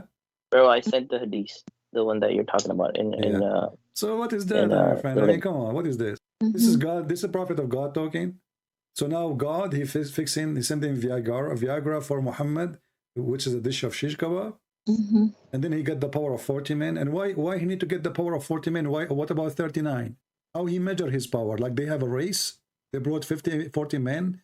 And Muhammad, he did exactly the same as they were able to do. What does that mean? This is why you see, you know, when you read my sister, when you read the word of Jesus, you will see how amazing, how wisdom, high, noble. And when you see the word of Muhammad, how disgusting, how low, how trashy. What is this about? Imagine I Okay. claim to be a prophet, and now, guys, I have a problem. Everybody, please help me. It's not working. It's not functioning. I play music for it. It's not working. I'm going to invoke Allah. I go to my room now. I invoke Allah. Please, Allah, help me. It's not working. Why even need to publish this news? I mean, what kind of a man, he go in public, says, hey, the private part I have is not functioning. It is the lowest between all mankind. He's glorifying God by sending a dish of shish kebab. What is this? So, I have a question regarding the Quran and Bible and the other books. So, Okay. how they were, as far as Quran, I know that it was sent to Prophet through Jibril, and then people used to initially remember it, and then they started writing it down and then compiled it in a book. It was, I think, mainly led by his friend, this effort, but overall it was just written at that time, and it was from since then it's just this kind of thing. I was reading about Bible. It was there were like it was written in like in a very long time, like in generations, people used to add in it. uh, and like how it was compiled, the whole book Well, first, and the The Bible is not a book. The Bible is a book of books. Okay. okay. So Mm-hmm. there's many messengers, prophets, and Mm-hmm. kings, etc. So the Jews in this Mm-hmm. book, the Bible, as an example, the Old Testament is a book of history. Mm-hmm. Same time is a book of God, which means there's he, she said, this king said, this woman said, this guy he said, and there's God said. So it's a book of history, and we Christian, we don't claim that the Bible is a God, he sent it down, written. What we believe that, as an example, that the Ten Commandments, this is what God he sent. And the rest is the history of man with God, the history of a prophet with God. What God said to the prophet, what prophets say to the people, and what people say to the prophet. So as an example, when the Muslim, they say that the Quran, all of it is the book of God, correct? Okay. Yeah. And then they say nobody can make Quran like this Quran, correct? Yes. But this is very silly, because we find in the Quran that the ant is making Quran. Because the ant, she said, And the what ant? ant, if you go to the chapter, there's a chapter in the Quran called the chapter of the ants. Okay, who is talking? The ant. So if who is talking now, is Allah or the ant? They say Allah, but the ant, she said. So we are not silly as Islamic religion when they say the Quran is every word of God, because that make it funny, and especially when Allah, he challenged us to make Quran like the Quran, and then we find the genie making Quran, shaitan making Quran, the ant making Quran. I mean, everybody making Quran except Allah. And What do you mean by making Quran? I don't know. Like the ant was talking and like that, but what do you mean by ant making Quran? okay, when the ant, she said, who is talking? Oh, ant said, but that was something that Allah. I don't know about the verse exactly, but what I think is that Allah told Prophet that ant said that, and like it was a Okay, but the one who said that is the ant. It's not yeah. Allah. So Yeah. how this is the word of Allah if Allah quoting the ant? So if you quote me now, if you go to my book and you say Christian Prince, he said this, is that the word of you or the word of a Christian Prince? Yeah, so it's like an example, if Allah is giving, No, and it's not Allah example. You see, he's quoting the ant word by word. yeah. Okay, as long he is quoting the word, this is a quotation. This is Yeah. not the word of God. So this is a quotation, but the Muslim, they claim nobody can make Quran like this, when Allah himself is taking Quran from the ant, because the one who said this quotation is the ant, not him. And then the one after it, it is Sulaiman who said that. And then after that, Sulaiman, he checked the bird. And what kind of religion was? I mean, look at this religion. I will tell you a story. This is a serious story. I don't know. I hope you will not laugh at me. I have my grandfather. He died, and he died. He was holding. Old people, they hold a stick in their hand. Yeah, a long stick like staff, you know. So he died, and he died standing. And then Okay. for more than a year, my grandmother, she did not notice that he is dead because he was holding the stick standing. What do you think about the story? I mean, if it's a miracle, it could happen, you know. No, If it's not a miracle, because the reason she did not notice him, because it is the stick. He was holding the stick. Not because God, he didn't want anyone to know, because he was holding the stick. And then after a year, the termite, they ate the stick and he fell down. it was I don't know if it's a year or a few days. It is a year. Year. Okay. So what do you think? This is not a I mean, miracle, because as you see, it was concealed because of the stick. When the termite, they ate the stick, he fell down. Is that God really talking, or this is really silly, stupid? I mean that's because what we see is okay. It is it's in Quran, right? Yeah, this is the story of this is my grandfather, by the way. His name is Solomon. Chapter 34, verse number 14. 34:14. Yeah, yeah, I read this word. And but yeah, I mean, if as far as because it's like Prophet Suleiman used to talk to animals and everybody. So these are we consider is that miracle. As far as my understanding is this. No, this is not a miracle, because listen, miracle, if we do not need the stick, and miracle cannot be broken because of a termite. So if God decide to hide your death, nobody will see it. What concealed the death of Suleiman is he leaned on the stick. What destroyed the conceal of his death? It is the termite eating the stick. All right. So if it's a miracle, then there's no need for the stick, and termite cannot stop the miracle of God. So what this verse saying, that there is a reason. What is the reason? It's not God making a miracle. It's the guy dying and he leaned on the stick. And it took them a year. Now the guy is a king. He have ministers. He have wives. He have soldiers. He have army. He have generals. All those people did not notice that the king is dead because he is leaning in the stick. Okay, what about we talk to him? Hello, Suleiman. He don't answer. We come second day. Hello, Suleiman. He don't answer. Suleiman is not moving his eyes. Suleiman is not moving his fingers. Suleiman is not talking. Suleiman is not doing anything. Month after month after month, according to your prophet, he's saying it's almost a year. Go Ibn Kathir, open Ibn Kathir and read the interpretation. Almost a year, and nobody noticed that the guy is dead until the termite ate the stick. Isn't it obvious a fairy tale? Now you said that we know that Suleiman, he been taught the language. What language he been taught? I don't know, Arabic maybe. He been taught the language of the birds. Birds, yeah, Okay. yeah. How he been taught the language of the birds, and he was speaking to the ants? I mean, language of the birds. I thought he was able to communicate with different animals, like all the animals, kind of. No, he was taught the language of the birds specifically. Where does it say? Is it in the Quran or Hadith? Yes, in the Quran. If you read the same chapter, the chapter of the ant, where we speak about his, he understand the ant. It says in verse number 16, and Suleiman was David higher, and he said, "O mankind, lo, we have been taught the language of the birds." So imagine I teach you the language of the birds, and you end talking to the tree or to the cockroach.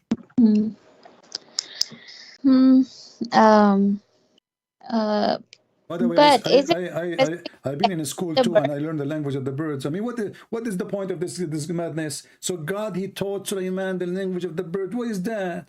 I mean, what about Allah? He teach Muhammad how to read his name. So Allah have time to teach Suleiman the language of the birds.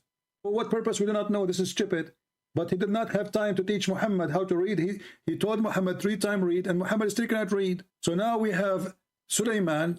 He do not need to speak. Why he need to speak the bird? Because you have an army of birds, army of genie. What is this? Army of a chicken? Do you watch cartoon?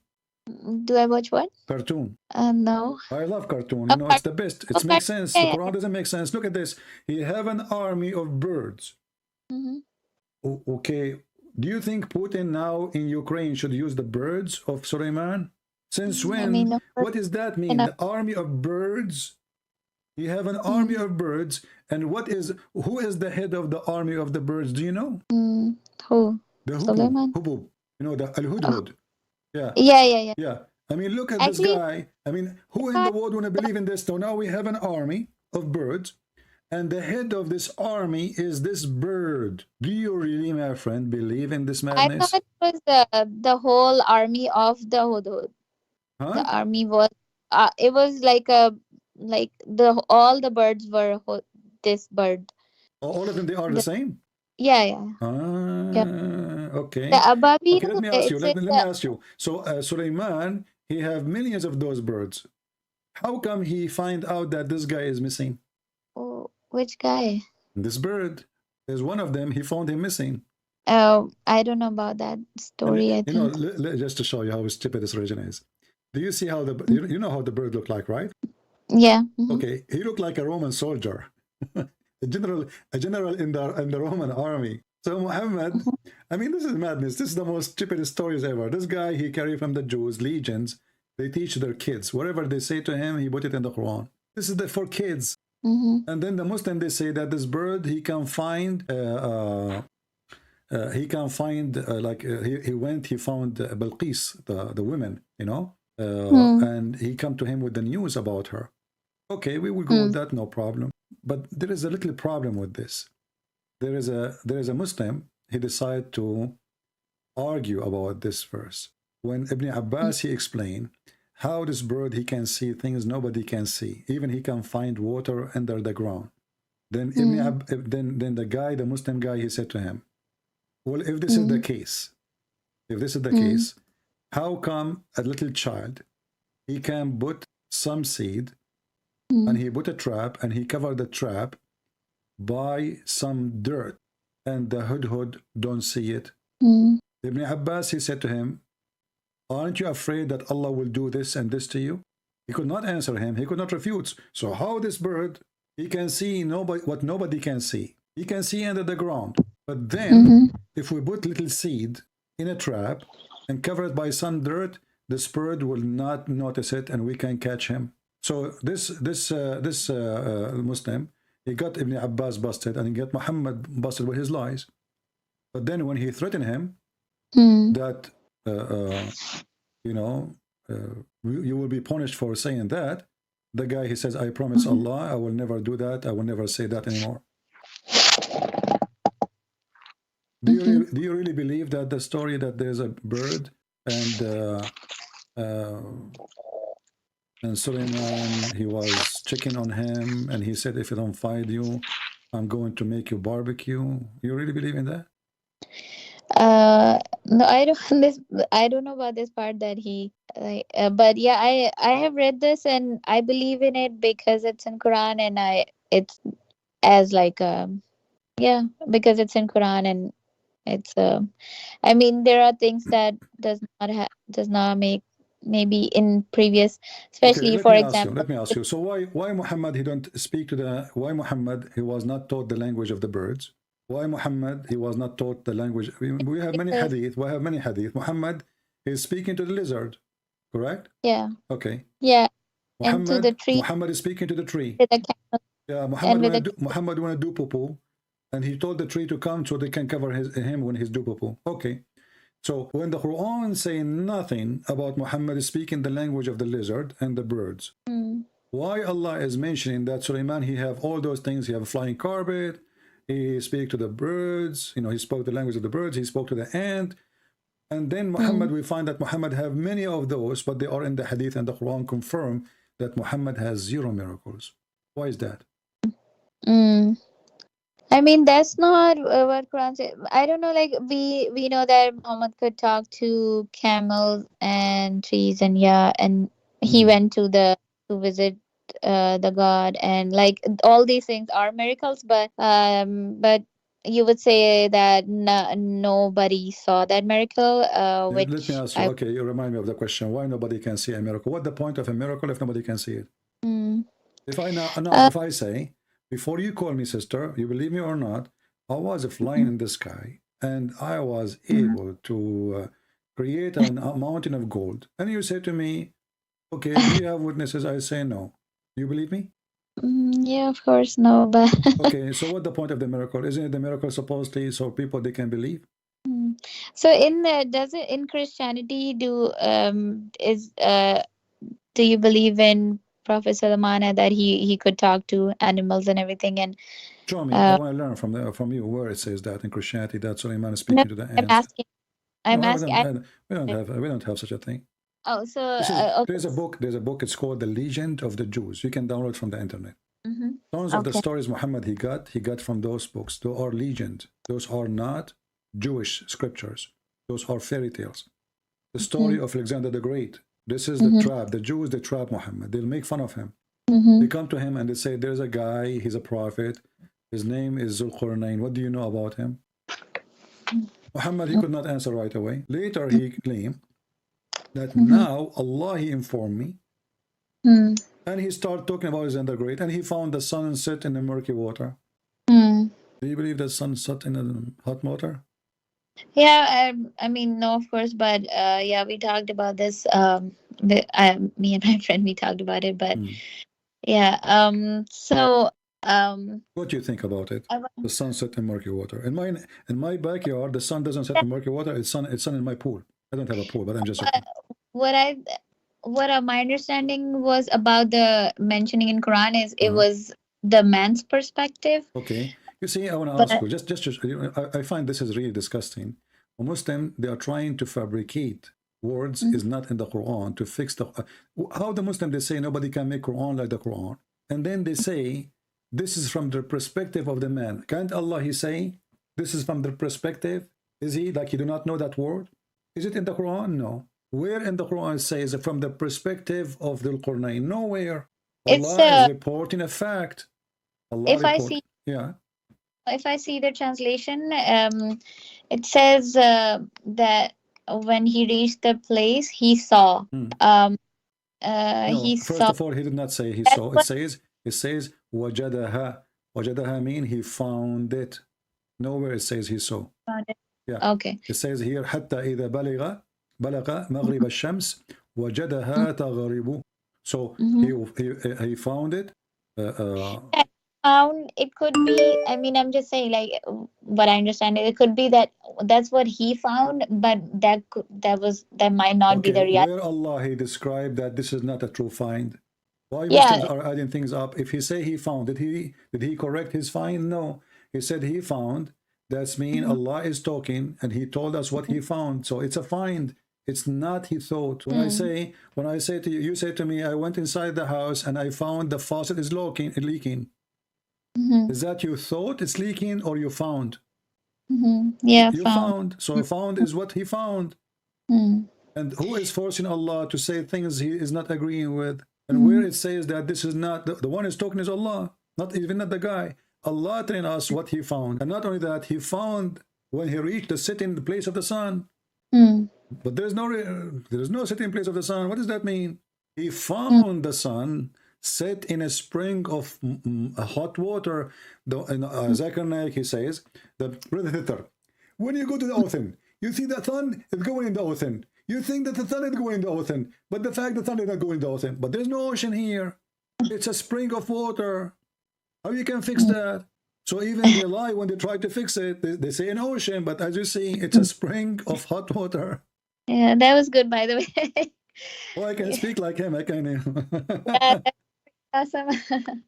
But yeah, no, I get your point, and I actually have noted down that point where when I talked about this with my friends. And So not only that, listen, he continued, and then he said, until he reached the rising place of the sun. Like, where we can find the rising place of the sun? So now he found the sitting place of the sun, and he found the rising place of the sun. I mean, this is madness. Where is the rising place of the sun? If I ask you, you will say the sun rises everywhere, even in the pole it rises, right? Okay, so what he mean? He found the rising place of the sun. This is madness. It's a stupid religion. And then he found next to it people who don't understand anything, and they told him, you know what? There's people of Gog and Magog. They are doing bad things to us. How they don't understand anything? And and what do you mean you build a dam between us and them? Why the earth is flat? Because the earth is flat in the Quran. Because the only way to build a dam between us and a group of people, if the earth is two pieces and there's no way to go around it, correct? was it a dam or a wall? No, it's a dam. It says حتى بلغ بين السدين. So he built, it's a Okay. wall, the dam is a wall anyway, right? So Yeah. he built a wall between two mountains. This is what dam is. The dam, you build a wall between two high objects. So he built a wall between two mountains, and that will stop those people, Gog and Magog, who they are not a human. And Muhammad, he claimed that the Turk is one of them, and he made fun of their look. So those people now, they cannot come to us, but how that can work? You know, if you are my neighbor, and you build a wall between me and you, let us say you are in the left side of my house, and you build a wall there. Well, I can go around the wall and come from the back, right? I mean, yeah, but it could be, yeah, of course, around the wall, and but So if it's a I mean, mountain, for I can go around the mountain and come to you. yeah. As an example, But it's the highest mountains in the earth is the Himalaya, as they claim, right? Okay, I can go around it. I can go around the Himalaya and go all the way to Russia. I can go all the way to come back to India. I can, you know, this is, so what wall can do, how this wall stop those people from coming to us? I mean, it's because if it's a, so the only thing that I could make sense of is because, yeah, you can go around, but if it's a very like a long wall, then maybe it would protect them, because maybe those people will My not friend, actually it's be going able to be, to easily go it's going to protect them if the wall is around them. It's around those people, not a wall between two mountains. Correct? Same time, those Gog and Magog, they are a huge number by billions. The ratio of the Gog and Magog, according to Muhammad, is 1,000 to 1 of us. So if we are 7 billion now, they are 7 trillions. Where we can find those people? Which where? I mean, we have satellite; they can see everywhere. And those people, they aren't human like us. They are evil. They, you know, and they fight by arrows. So we should fight. You know, even Muhammad, he says, before the judgment day come, those people, they will attack the city of Medina, and the Muslim, they will collect their arrows for 7 years. They will use them for 7 years for fire. It's made from wood. They use arrows and horses. What is this? And those Gog and Magog, who is the one who built the wall for them? Alexander the Great. Fix that problem. Isn't it obvious that this is really a fiction story, and Muhammad, he was copying whatever he heard from other people around him? This is a fiction story. Alexander was he Alexander before Prophet Muhammad or after? Oh, for sure, it was way before. Oh, okay. Yeah.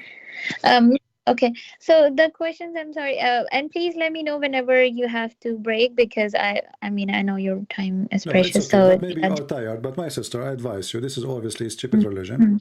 I'm not trying to be rude to you, but I'm saying to you what I believe. You know, we are not going to sugarcoat what we believe. We believe Muhammad is an evil man.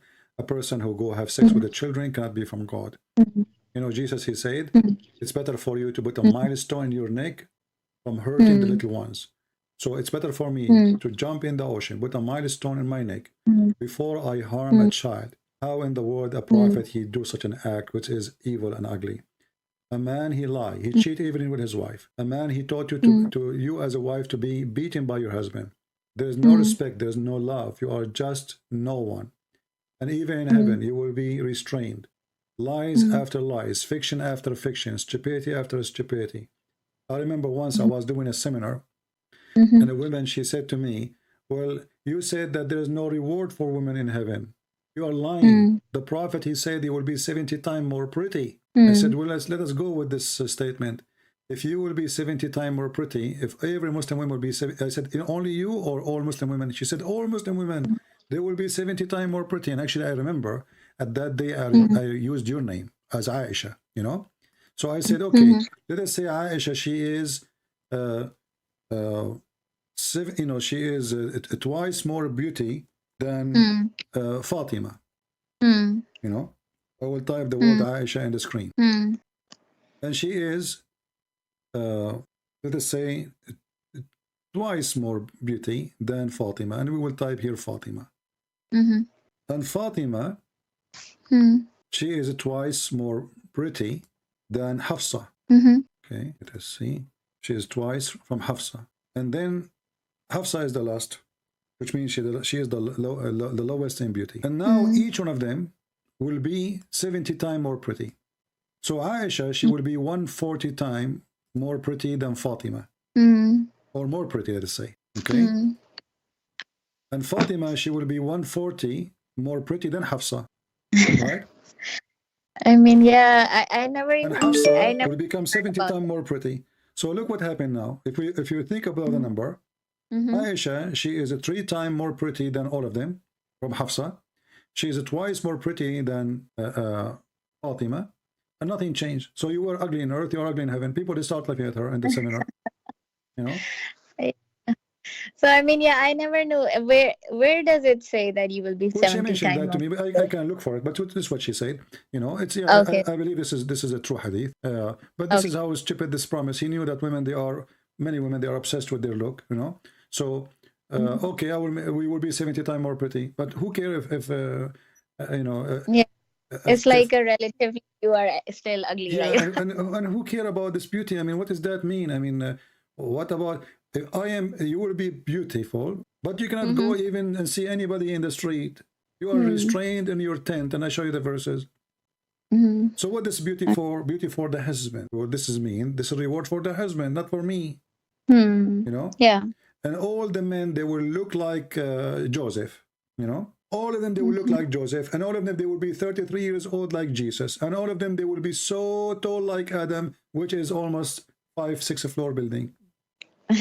What a stupid religion! And all the whole, they look the same, and they say the Mm-hmm. same word, and they sing the same song. It's a madness. Imagine you go to a dating website, everybody there have the same profile, same picture, same name, same height, same age. Everybody.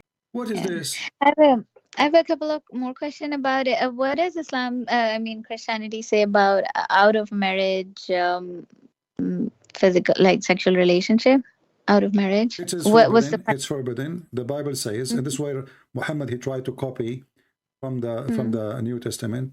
Mm-hmm. As an example, when Saint Paul, he said that gambler and fornicator, etc., they will not enter heaven. Obviously, Mm-hmm. they will not enter heaven. You know, Mm-hmm. either you are with God or not. But you can repent even if you did it. You know, you can Mm-hmm. fight your sin, and this is why Mm-hmm. repentance exists. Repent is let's say, is a light of hope that we Mm-hmm. do wrong, but we can Mm-hmm. fix our wrong. You know, Yeah. but the Mm. Bible never And promote such a thing, and the Bible is against it. But your prophet, he allow you even to be rented for 3 days, 3 nights to do muta. mm. You know, so Yeah, I saw that. So is it isn't there any kind of punishment mentioned in Bible? the It's Old just Testament for sure, fornication, the fornicator, the bent in the fornication, a married person, the punishment is death. in Bible. Yes, in the Old Testament, there's many. You can search in Google. I mean, there's endless count of Uh, verses. Yeah, if but remember, like but the remember, married, if a married person do this, and what about the unmarried? and depend if the fornication is a rape is different. If the fornication is a fornication between an agreement is a different. So there's many cases. So Okay. a person who rape, he will be put to death Hmm. unless the woman, she forgive him and she marry him. She accept to marry him. And if he Hmm. marry her, he cannot divorce her. Hmm. If a Oh, okay. woman, she lay down with a man in the field and she never Hmm. scream, obviously she Hmm. agree. You know, Hmm. she Hmm. agree. She did not object. You know, Hmm. she because a woman Hmm. should resist. Hmm. You know but this is a Yeah. law to preserve you know the Hmm. traditional Jewish Hmm. tribes. Yeah. You will notice that when a woman, she was accused of fornication in the time of Jesus, Hmm. Jesus, he did not say don't stone her. He didn't say stone her. He say if one of you don't have sin, go ahead, stone her. Hmm. So what Jesus said, yes, there's a law Hmm. for such a thing, but Hmm. those who practice the law, they are hypocrite Hmm. more than the one who is going to be judged. Hmm.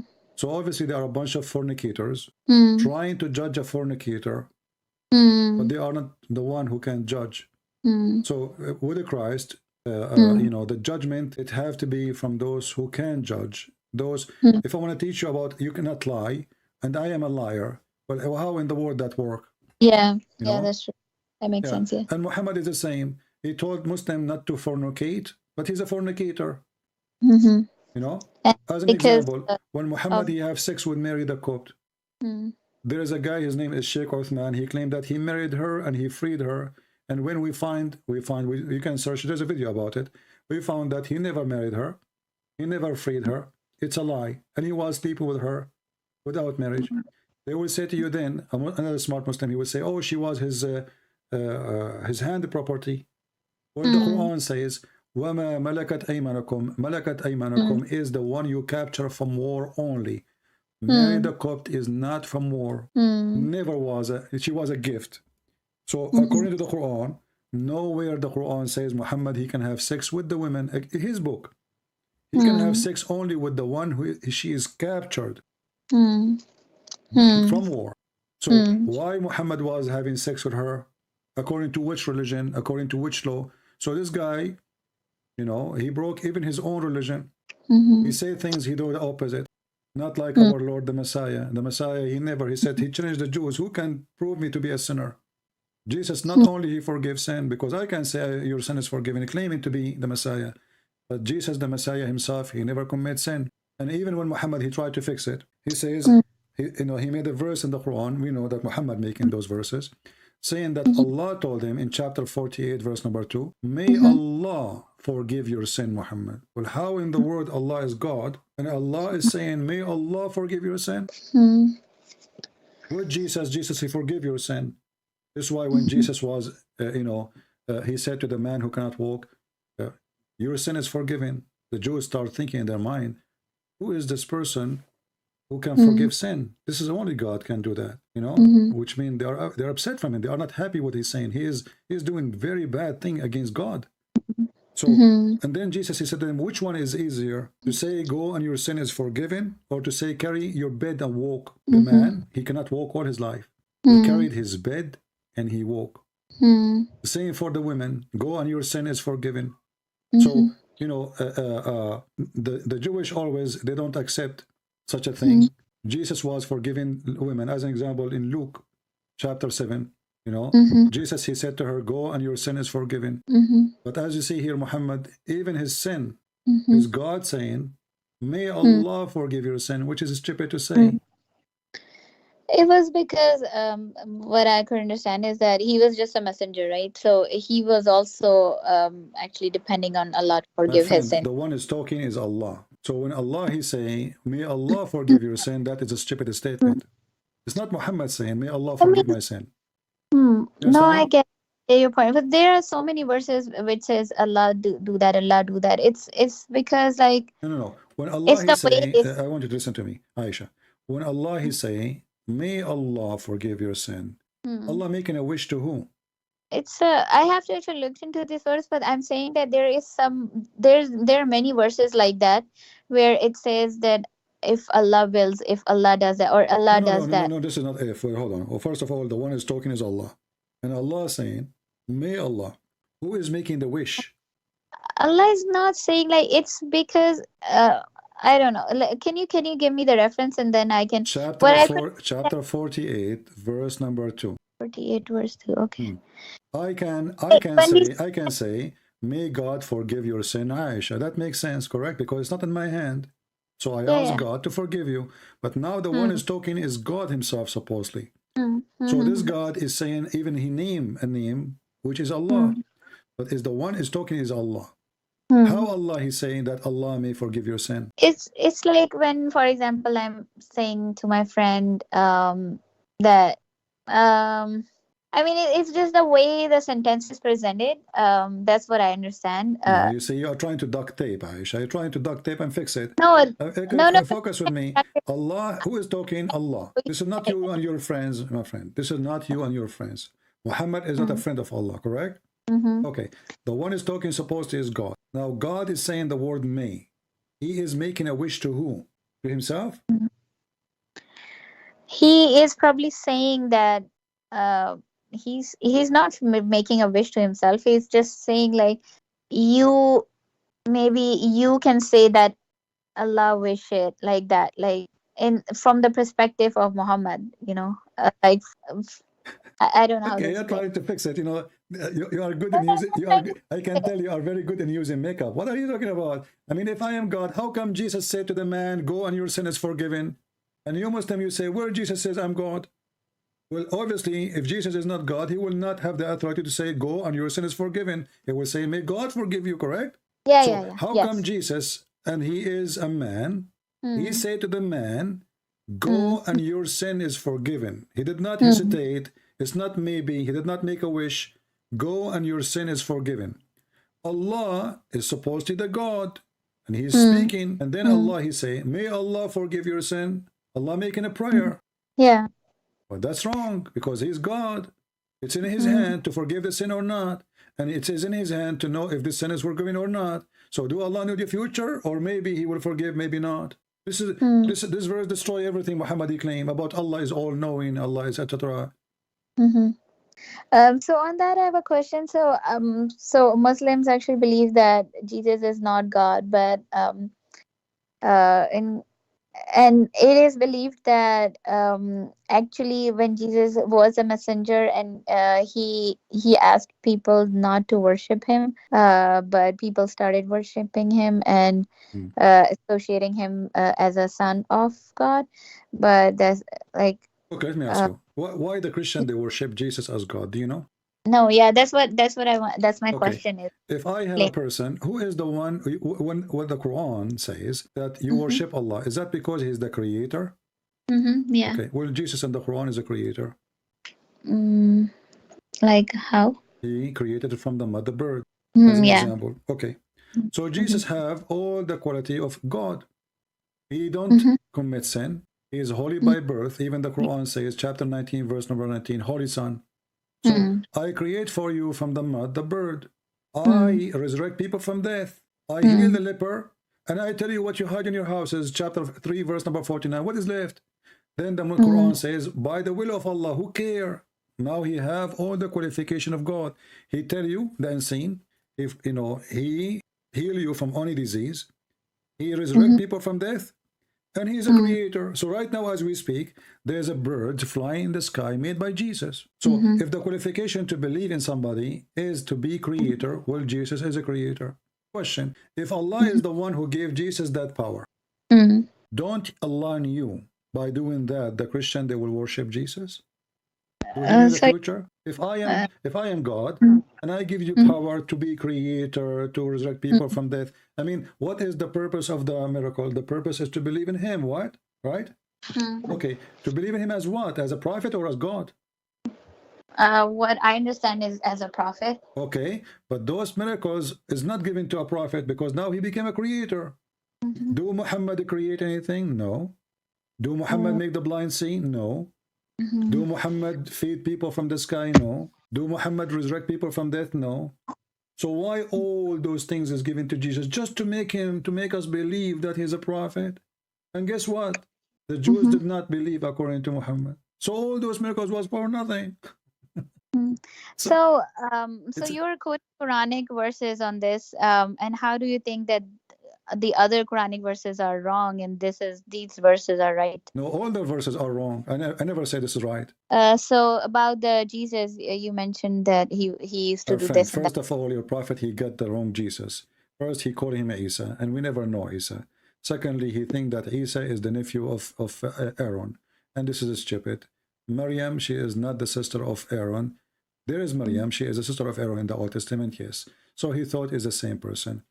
And if you read with me, you go, if I ask you now, where is this story written? You will say the chapter of Ali Imran.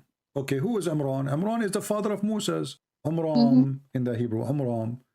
The same Muhammad, he thought that Amram is the father of Miriam.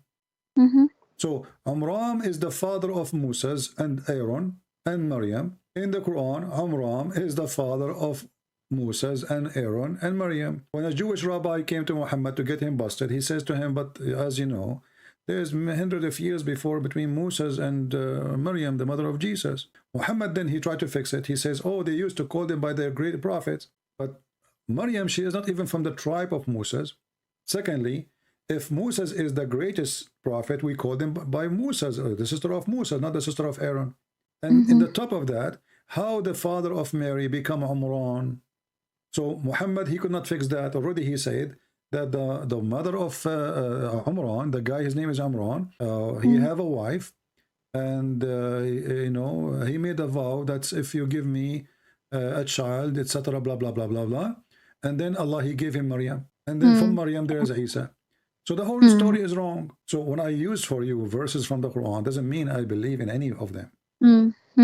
Okay. You see, I have So, I have degrees in Islamic law. I don't know if you know that. So when you go to the court, I don't give a shit. Let's say I want to prove that you borrow money from me, right? So I have to provide to the court a paper by your hand, not by my hand, that you borrow money, correct? So this is what I'm doing. I'm providing the paper you sign on it, the one you agree on it. Because if I give you from the Bible, you say I don't believe in the Bible anyway. Yeah, that's what actually my next question is. You mentioned the Bible is actually not the word of God. It's No, I did not say that. I did not say that. I say no. The Bible is the word of God, but when we say the word of God, we mean what God He said in the Bible. However, in the Bible, there's stories about people. So, as an example, if Jesus says this to the ruler, the Roman ruler, the Roman ruler, he said this to Jesus. Is that God talking or the Roman ruler? So that's like a story that someone narrated. Exactly. But when Jesus talked, this is my God talking. Okay. Okay. So when we say the Bible is the word of God, doesn't mean that every single person there he speak is God. Okay. That's what I meant. I did not say that the Bible is not the word of God. I meant that not every single person there speak is God. Okay. But it was not like all the things that is written in there is actually like a revelation. It's not There like is that, revelation, and there's not revelation. Why? Because if I am telling you now that the ruler he said to the Jews, I washed my hands from this person. I did not find him guilty. Well, this is not inspiration. This God is saying what he believes. He's not a prophet, So inspiration is what is given to a prophet. Or Got as it. an example, It's like a combination of like we have Quran and Sunnah, so it's like a combination of basically. No, we don't believe in such a thing. What we say that simply it's a very simple method. When in the Bible you read it says God said, it's mean God said. Okay. When you see a king, etc. say, this is king is saying. Got it. Yeah. When the soldier he said, this is soldier said. When Peter he said, this is Peter he said. But who read all this, and what's the how do we know that it's authenticated, that whatever like the stories are? Well, the Christians, as an example, you see the verses in front of me in the Quran, chapter 3, verse number 41, right? There's a book. Muhammad is taking the story from there. We don't accept them. The one mentioned that Jesus he created from the mother bird. It exists. We don't accept it. Ask yourself, why the Christian they will reject such a book, even it's making Jesus a greater. It doesn't make Jesus down. It make him a greater. Why they will reject it? Because simply it's not true. To make it simple for you, you heard that all the Christians in the beginning of the Christianity, they used to be given to the animals, to the Roman. They play with them like for fun, in order to make them leave a Christianity. Why somebody, if his book is not authentic and it's not true, and those are the early church father, they are willing to die, but not to refuse to believe in Jesus. Why they want to do that? And all of them, they are poor. Imagine you come to me, you say, well, if you don't believe that, if you don't deny Jesus, I'm going to throw you to the lion, right? So now, here, I say, I don't care, throw me. Why would you do it? If people who corrupt, is people seeking life now, not later, correct? Because this is what corruption is about, to make a benefit from the corruption. Even the Quran speak about people, they are called the people of Al-Ukhdud. Did you hear the story? No. The story is that a king, he's a Jewish king, he come to Yemen, and he put the Christians into, he made like a big hole in the ground, and he set fire in it, and he bring the Christians, and anyone who don't deny Jesus, he throw them in the fire. All of them, they refuse to deny Jesus. And this is in your Quran. Why those people, they refuse to deny Jesus? Give me a reason. How do you see how much strong they are in belief? In Islam, you can do taqiyya. You can reject Islam. You can do taqiyya. Chapter 3, verse 28. You can deny that you're a Muslim. In Christianity, no. They are willing to jump in the fire. I mean, that happened in Islam too, right? People actually like sacrificed and like. No, in Islam you don't sacrifice because you want to, protect. In Islam you want to sacrifice so you can go and get the virgins. Take the virgin away. Take the No, virgin so away. Nobody sacrifice himself. the wife of Pharaoh, she also like because of her faith in God, and she was killed, right? Hmm. Well, this is Uh, fiction story. First of all, do you know that your prophet is going to have sex with the wife of the Pharaoh? I mean, your prophet is mentally yeah, sick. yeah, He said Allah, he promised him when Khadija, she was yeah, dying, you know, yeah, he said to but Khadija, say hello, you know, to my wives in heaven. Khadija, she said, what? Woman, she's dying. Uh, did you marry women before me? He said, no, but Allah, he promised me. Asiya, the wife of the Pharaoh, and Maryam, the mother of Jesus. And he started counting. This is sick. This man is sick. Secondly, the wife of the Pharaoh, Ramses II, is not Asiya, is Nefertari. it's because so what I heard is that the she was Asiya, right? And she actually prayed to God at that moment that My friend, take listen. heaven. You pray to God, and you are the wife of the Pharaoh. Why Muhammad is going to have sex with you? Not about sex. You're It's about sex. It's about sex. This guy is obsessed. no. Every great woman, He said no. every great famous woman, he want to sleep with Let me her. Okay, I want to ask you, here. is it a respect? Is it a respect from Muhammad to say that God, he promised him to have Mary in his bed? Is that a respect? What? Mary in his Mary, bed? the What? mother of Jesus. Is that how you respect Jesus? Mm, no. What is Okay, this? It is. why Allah, he promised Muhammad that all those famous women, Asiya, Maryam, all of those women, they are going to be in his bed. Why? Who is he?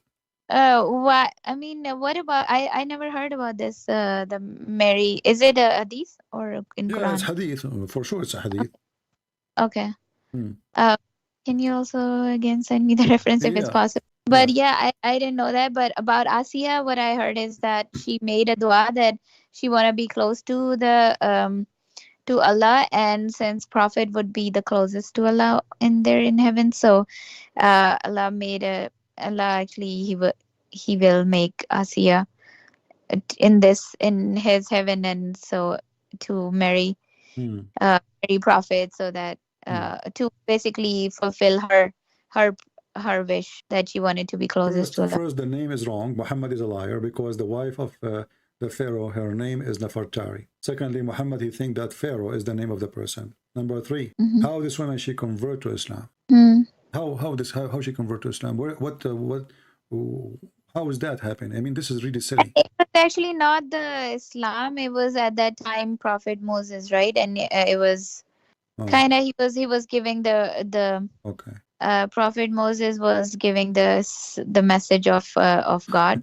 So he was But believing that God. isn't it the Jews, the Muslim, they say that Allah is the only prophet he sent him to all mankind is Muhammad. So how suddenly Moses is asking people to convert to Islam when Moses was not sent to except to the Jews? You see how stupid this religion? If Moses was sent only for the Jews, then how is inviting the Pharaoh and the Egyptian to convert to Islam if only Muhammad is the only one? You see, Islam is a very silly cult. I want you to read this with me. This is a chapter 66. Mm-hmm. Chapter 66, verse number 5. Mm-hmm. And this is Ibn Kathir. Okay. I find it in Arabic, but I will try to get it to you in English, so because you don't know Arabic. So let us no, see here. Mm-hmm. When Khadija, she was dying, Mm-hmm. let us see if we can, because sometime in English, the Muslim, they take it off. Let us see. So when Khadija, she was dying, he said to her, I don't know if I can see it. I will give you the link, but I warn you, Ibn Kathir in English is not the same as Ibn Kathir in Arabic. So let us see where it says here.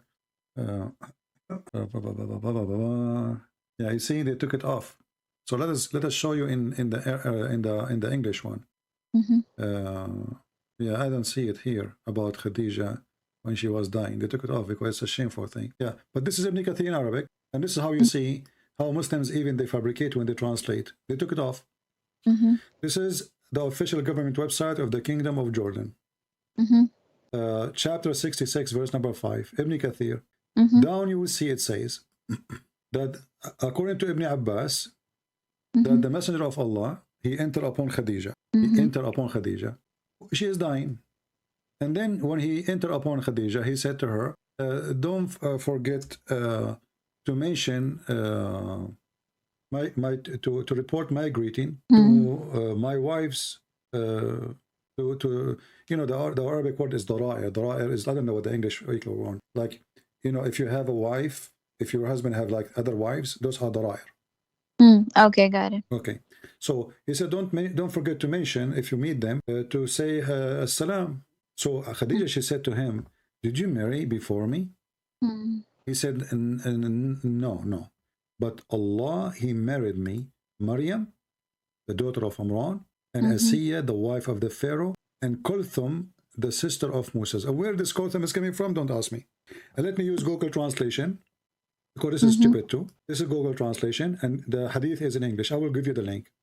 So here it says, when Khadija in her death, he said to her, "Oh Khadija, if you meet your co-wives, then offer them peace from me, salam." She said, "Oh Messenger of Allah, did you marry before me?" He said, "No, but God married me, Maryam, the daughter of Imran, and Asiya, the wife of the Pharaoh, and Kulthum, the sister of Moses." Question, why?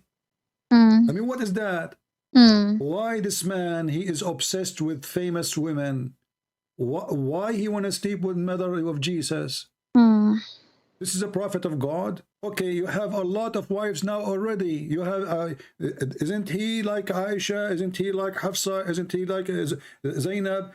Even the dead women before him, centuries ago, Allah will make them as a sexual gift for him. This guy is mentally ill. This woman first, she is a wife of the Pharaoh. Okay, why she is going to be his wife? What is that for? Yeah. So I thought, what I know is that his wives were actually, they used to feel blessed that they were married to him. My friend, hold on. The same chapter we are reading is where his wives, they were fighting with him. What blessed? The same chapter. Here we go. Let me post the link for you. Or you can open Ibn Kathir. The wife of Muhammad, they have a strike against Muhammad because, he is not just, and he was even cheating. So how they were blessed and they were fighting, and then Muhammad, he said, if they don't repent, speaking to the wives, what repent? They make a strike against him. He's bad, he's ugly, he's disgusting. If they don't repent, Allah will exchange women for you. Give you other women. They are more faithful. They are obedience. So if they are happy, why they are striking, and why the Quran mentioned about it, and not only that, look how funny the Quran is. Yeah. The Quran says that Allah is in his side, and Jibreel, and every Muslim believer, and furthermore, all the angels. Do you really believe that women, they are happy with their husband? They need such an army. Include Allah, Jibreel, every single believer. All of this against two women, and the rest of the wives. Don't you think that this is a verse made by Muhammad, just in order to overcome his wives? What I know is that actually they were, so the two of the youngest wives, they like teamed up and kind of, no, those two, they have party. There's two party, Democrat and Republican. No, there's no two parties. So no, you can read the interpretation. You can read the interpretation. There's two party. Okay. The party of Hafsa and the party of Aisha. Both of them, there is a problem with Muhammad. Both of them, they have a problem with Muhammad. And now Muhammad is making a threat. He said, Allah, listen to me. Why Allah, you said to me that if women, the Quran give us guidance how to treat our women, correct?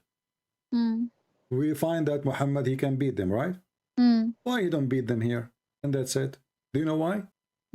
Because Aisha, she is the daughter of Abu Bakr, and the other one, she is the daughter of other caliphate. So if he beat the hell of them, he will lose them. How we can overcome those two? Who their father is powerful, I cannot make them angry. I will make a verse claiming that Allah told me that if you don't repent, what is the solution? I will exchange you. Exchange, not divorce you. Allah will exchange you. Here we go. Actually, it says divorce here in the verse here. But different verses says, in the same verse actually, it says divorce and exchange you. He will divorce you and exchange you. Okay. Why? Because obviously they are not happy with the husband. And the husband is not happy with the wives.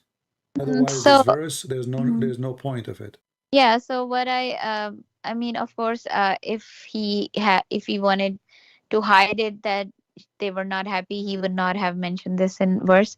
So the reason what I've heard and what I know is that Hmm. they were demanding something, that we need this and that, like a financial things. Hmm. They were demanding that, and then since he prophet did not have mm, all that to provide them, and Hmm. Who told you he this? asked, Who told you this lie? Give me the name of the one who told you this lie. I don't know that. How Muhammad he take the fifth of the booty? How Muhammad he have the fifth of every attack and the best of the booty, and he don't have the mean to support his wife? And why Muhammad is marrying them if he cannot Was support support them? Hold on. he was This is a joke. Aisha she have maids. Hafsa she have maids. Safiya she have maids. So those have maids and he have slaves, and he Muhammad he have many maids. So he have maids, but he don't have money to support them. No, it's not like that. Get them money to support. Maybe they were asking something that he could not provide, right? No, So this what is not offer? about that. Let me show you how filthy your prophet is. Listen. You are trying to duct tape Muhammad. No, no. What? The story is. First of all, the story is Mm-hmm. Muhammad, he was cheating. He was Mm-hmm. sleeping with the slave in their house, in his house. So Mm-hmm. when the wife she came and she found Muhammad sleeping with the slave, Mm-hmm. she made a big deal about it. And Mm-hmm. Muhammad he promised her that he will never do that. And then he broke his promise. He made a chapter, it's called the chapter of At-Tahrim. He So said, there is. listen, hold on, listen. He Mm-hmm. said that Allah told him, Mm-hmm. Lima tuharrim, why you are forbidding yourself from having sex with this woman? The Muslim later, they try to lie and they say this is about honey, which is very stupid. The interpretation is there, we can show it, everybody can read it. So why Mm-hmm. you are forbidding what is Allah made lawful for you, but Allah never made lawful for Muhammad to have sex with the slave, not from capture. And Mm-hmm. then there's other story where Muhammad, he was being unjust with his wives. As an Mm-hmm. example, when Muhammad is in the house of Aisha, all Muslims, they have to give the gifts to Aisha house. Mm-hmm. Okay? So the Mm-hmm. wives of Muhammad, they come to Muhammad. Do you think that Muhammad was treating his wife justly? I mean, no, not like he was trying, but of course he had more love Okay, let me for ask you. Aisha and Khadija. Okay, Yeah. more love. Yeah. So let me ask you. If you are a wife and then your husband, he have other three wives. Your husband, he told the people, when you have a gift, you give it to me only when I am in the house of that wife. Is that fair? Mm, no, of course. Okay, thank you. You just got your prophet busted. This is the story in front of you. The wives of the prophet together, they sent Fatima to the prophet and they told her, say, your wives, they are asking you to be equitable, just, like just with regarding the matter of the daughter of Abu Quhafa, which is Aisha. Mm, She said, so she entered upon the prophet and she said to him what the wife they said, treat them equally. You said it's not mm, fair, right, not to treat us equally. Do you see the word equitable? mm, Okay, so they're not asking him to treat this one different and this one different. They say, can you treat us equally? mm. Muhammad, he refused. Why? Do you have an answer? No. Okay. What kind of a prophet he is?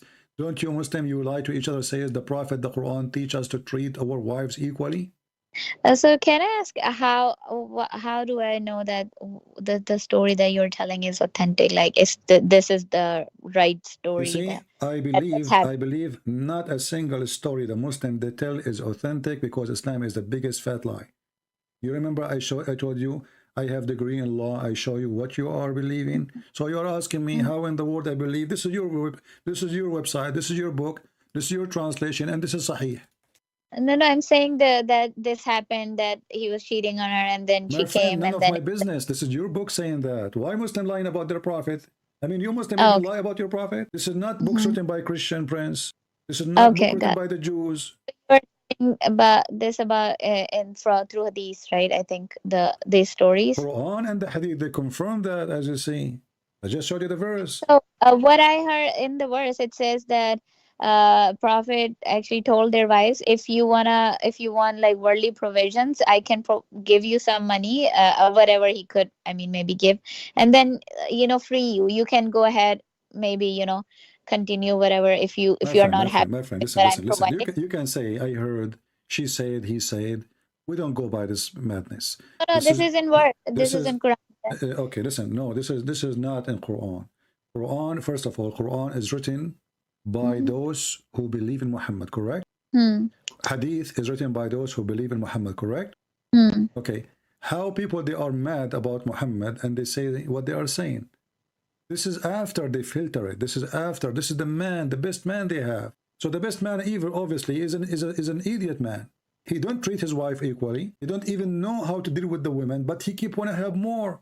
The verse I just showed you from the Quran which says, if you don't repent, Allah is his supporter. Okay, hold on. Allah supporter of Muhammad between what? For what? Against two women? What kind of a prophet? The Muslim, they say to us, he can fix the problem of the world, but he could not fix the problem inside his house. And then he need the support of Allah. And not only that, to protect him. From what? Are they killing him? Are they beating him? It's showing us how weak this man is. He do not know what to do. And the threat is, if you don't repent by doing what? Became a chicken for him. Obviously, they are not being a chicken. If you don't repent, Allah will exchange you. But remember, if you repent to God and your heart has inclined or declined, but if you band together against him, you see, I told you party, you see, bond together against him, then Allah is ally. And Jibreel, let me ask you, if Allah is my side, do I need Jibreel? No, I mean, Allah will maybe help through Jibril, No, but no, yeah. no, no, no, no, no, no, no, no, no, no, no, no, no. Focus with me. If Allah is God and He is the boss of Jibreel, Of who's course, Jibreel yeah. anyway? If Allah He says, I am with you, that's Yeah, it. Okay, look what happened. like, mm, Allah is His protector and mm. Jibreel and every righteous believer. I mean, are we going to go in Third World War? In addition, all the angel, who's left? Mhm. All of this Mm. to fix the issue with two females. Can't you tell, be honest with me, Aisha, can't you tell that this man is fabricating a verse? I mean, this verse can be, What's if the first one? If Muhammad making a threat to Putin, it makes sense then. You have Allah, actually even with Putin doesn't make sense, because if Allah, the Bible says, if the Lord is with me, who could be against me? That's it, the Lord is with me. Mm. So here we have two women. This He is not, actually he told them that if you want worldly provisions, I can provide you that, and then you can, you're free to go. But my friend, what a provision. Allah And will so are replace. you saying to me Allah that will Allah replace. is getting involved over falafel? No, I mean, Allah will The wife, she replace want to have those chicken, and women. now Muhammad do not know what to do. So then those women, they said, no, we want to be with you. They decided to be with him. If they were not happy or How they anything, can decide? let. You know, the guy, he just muted them. He told them Allah said. So now you see this man, this evil man, he used Allah as a toy to silence you. Now, if you oppose Muhammad, if I am exist in the time of Muhammad, and then he said, Allah, he said this, who discussed, who did discuss? Allah, that said God. So the second he involved Allah, neither their father, neither their female, they dare to say anything because Allah said, it's over. We can't discuss it. And here you see that this is not only stupid, it's an insult because a message went to Allah that Muhammad, he have a problem with his wives. And look at this. Look, did you read the verse before? Just to show you how stupid the Quran is.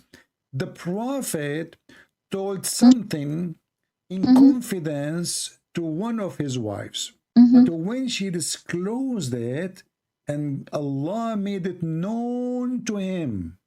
Allah made it what? Yeah, known to Known to him, yeah. him. He communicated part of it. What? And he avoided another part. Like, what? Then he informed her of it. Like, what? She said, who informed you this?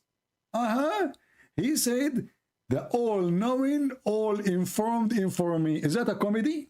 So he told the wife something. The wife, she told the other person something.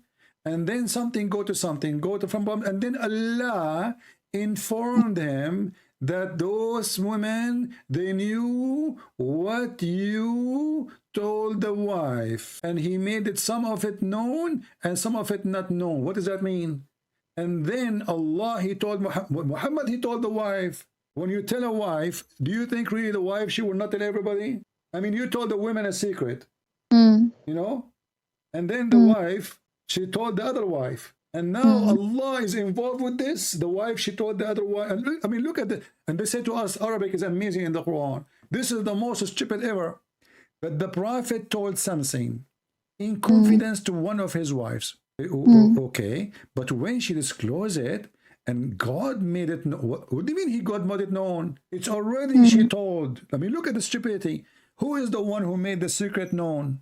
And he communicated part of it. He communicated what? What does that mean? It says here in Arabic, فَعَرِفَ بَعْضَهُ وَأَعْرَضَ عَنْ بَعْض. Like, what the heck? So Allah did not tell him everything? Why? This is a book of God. I mean, a child, he can make better story. Read this the translation. And remember when the Prophet SAW disclosed the matter of in confidence to one of his wives, between two bracket Hafsa. So when she told the other wife, Aisha, Allah made it known to him. That's deep. He informed part of therefore and left a part. What the heck is that? Allah, he informed him a part of it? Obviously, Muhammad, he don't know what's happening because they asked him, what we say? He said, the only, you know, Allah, he told me only this. He don't know everything. He just to cover himself. Then when he told her, Hafsa, therefore she said, who told you this? He said, Allah, all-knower, told me. And then right away, the verse says, if you repent, like, what the heck? I mean, what does verse have to do with this verse? Because here he is not angry. Secondly, if Muhammad told a secret to his wife, and then the wife, she told the other wife, why he need the support of Allah against those wives? I mean, it's not like you need the support. I think it's just like he was just warning them that if Aisha, you are being funny now. I mean, you are not being honest.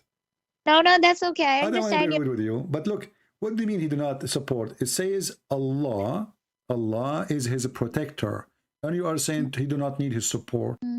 I mean, in against those two women, it's not like that. It was just like he was telling them that Allah will replace it. If you wanna leave, then you can leave. What do you Allah mean will. you can leave? He will replace them. He making threat, and he's Yeah, making a threat that Allah is in his protector. Does it say the word protector? yeah. Okay, Whatever. okay, hold on. What? Protector from what? What exactly Muhammad he was afraid of from? Protector. This is a big word. What is the verse, by the way? Can you?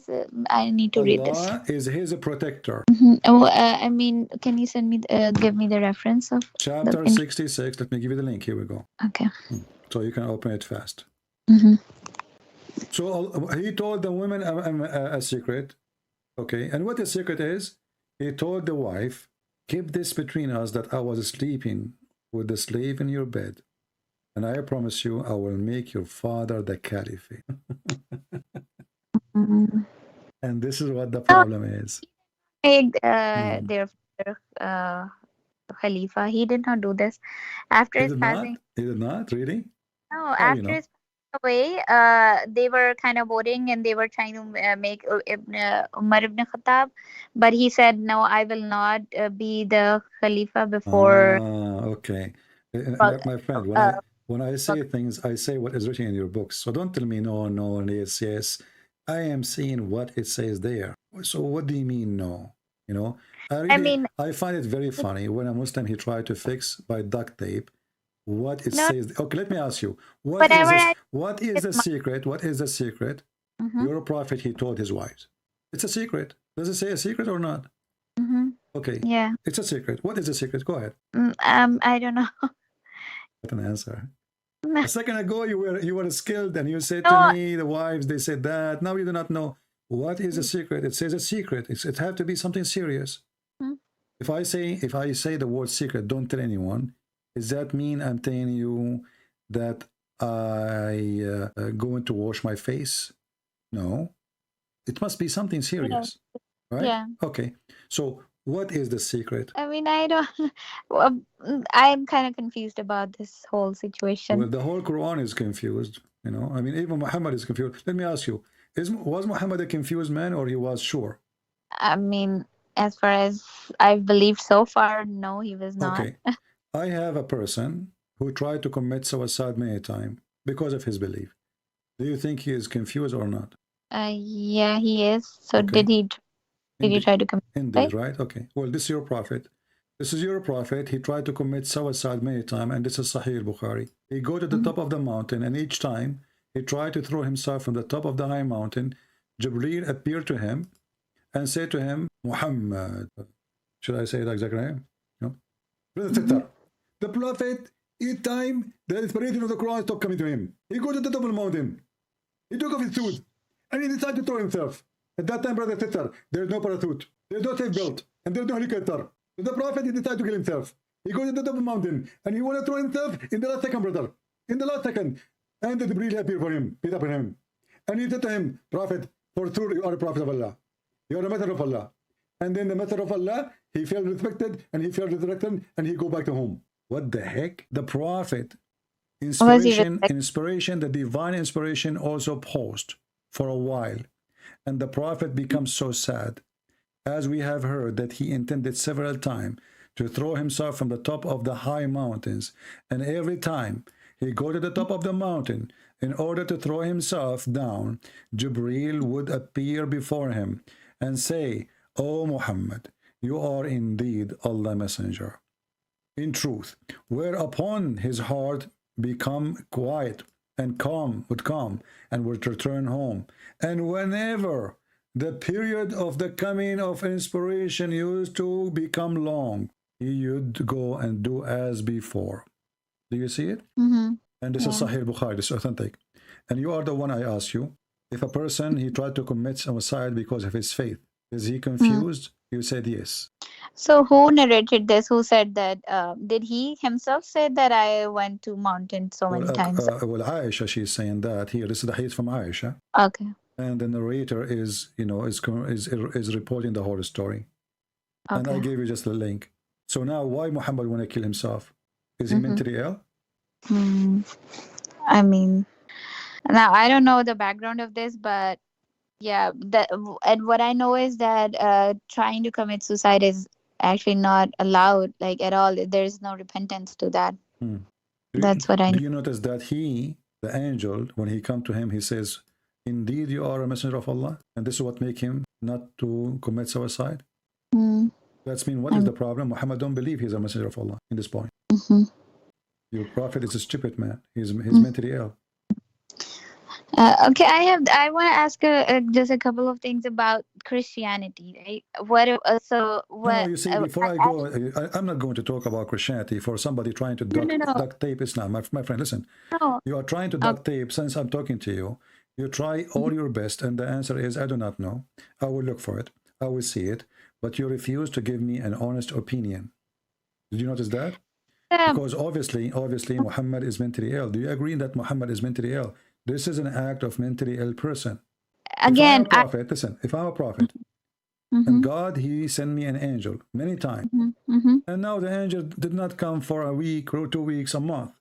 Why I will go to the top of the mountain, try to throw myself, unless I am mentally ill?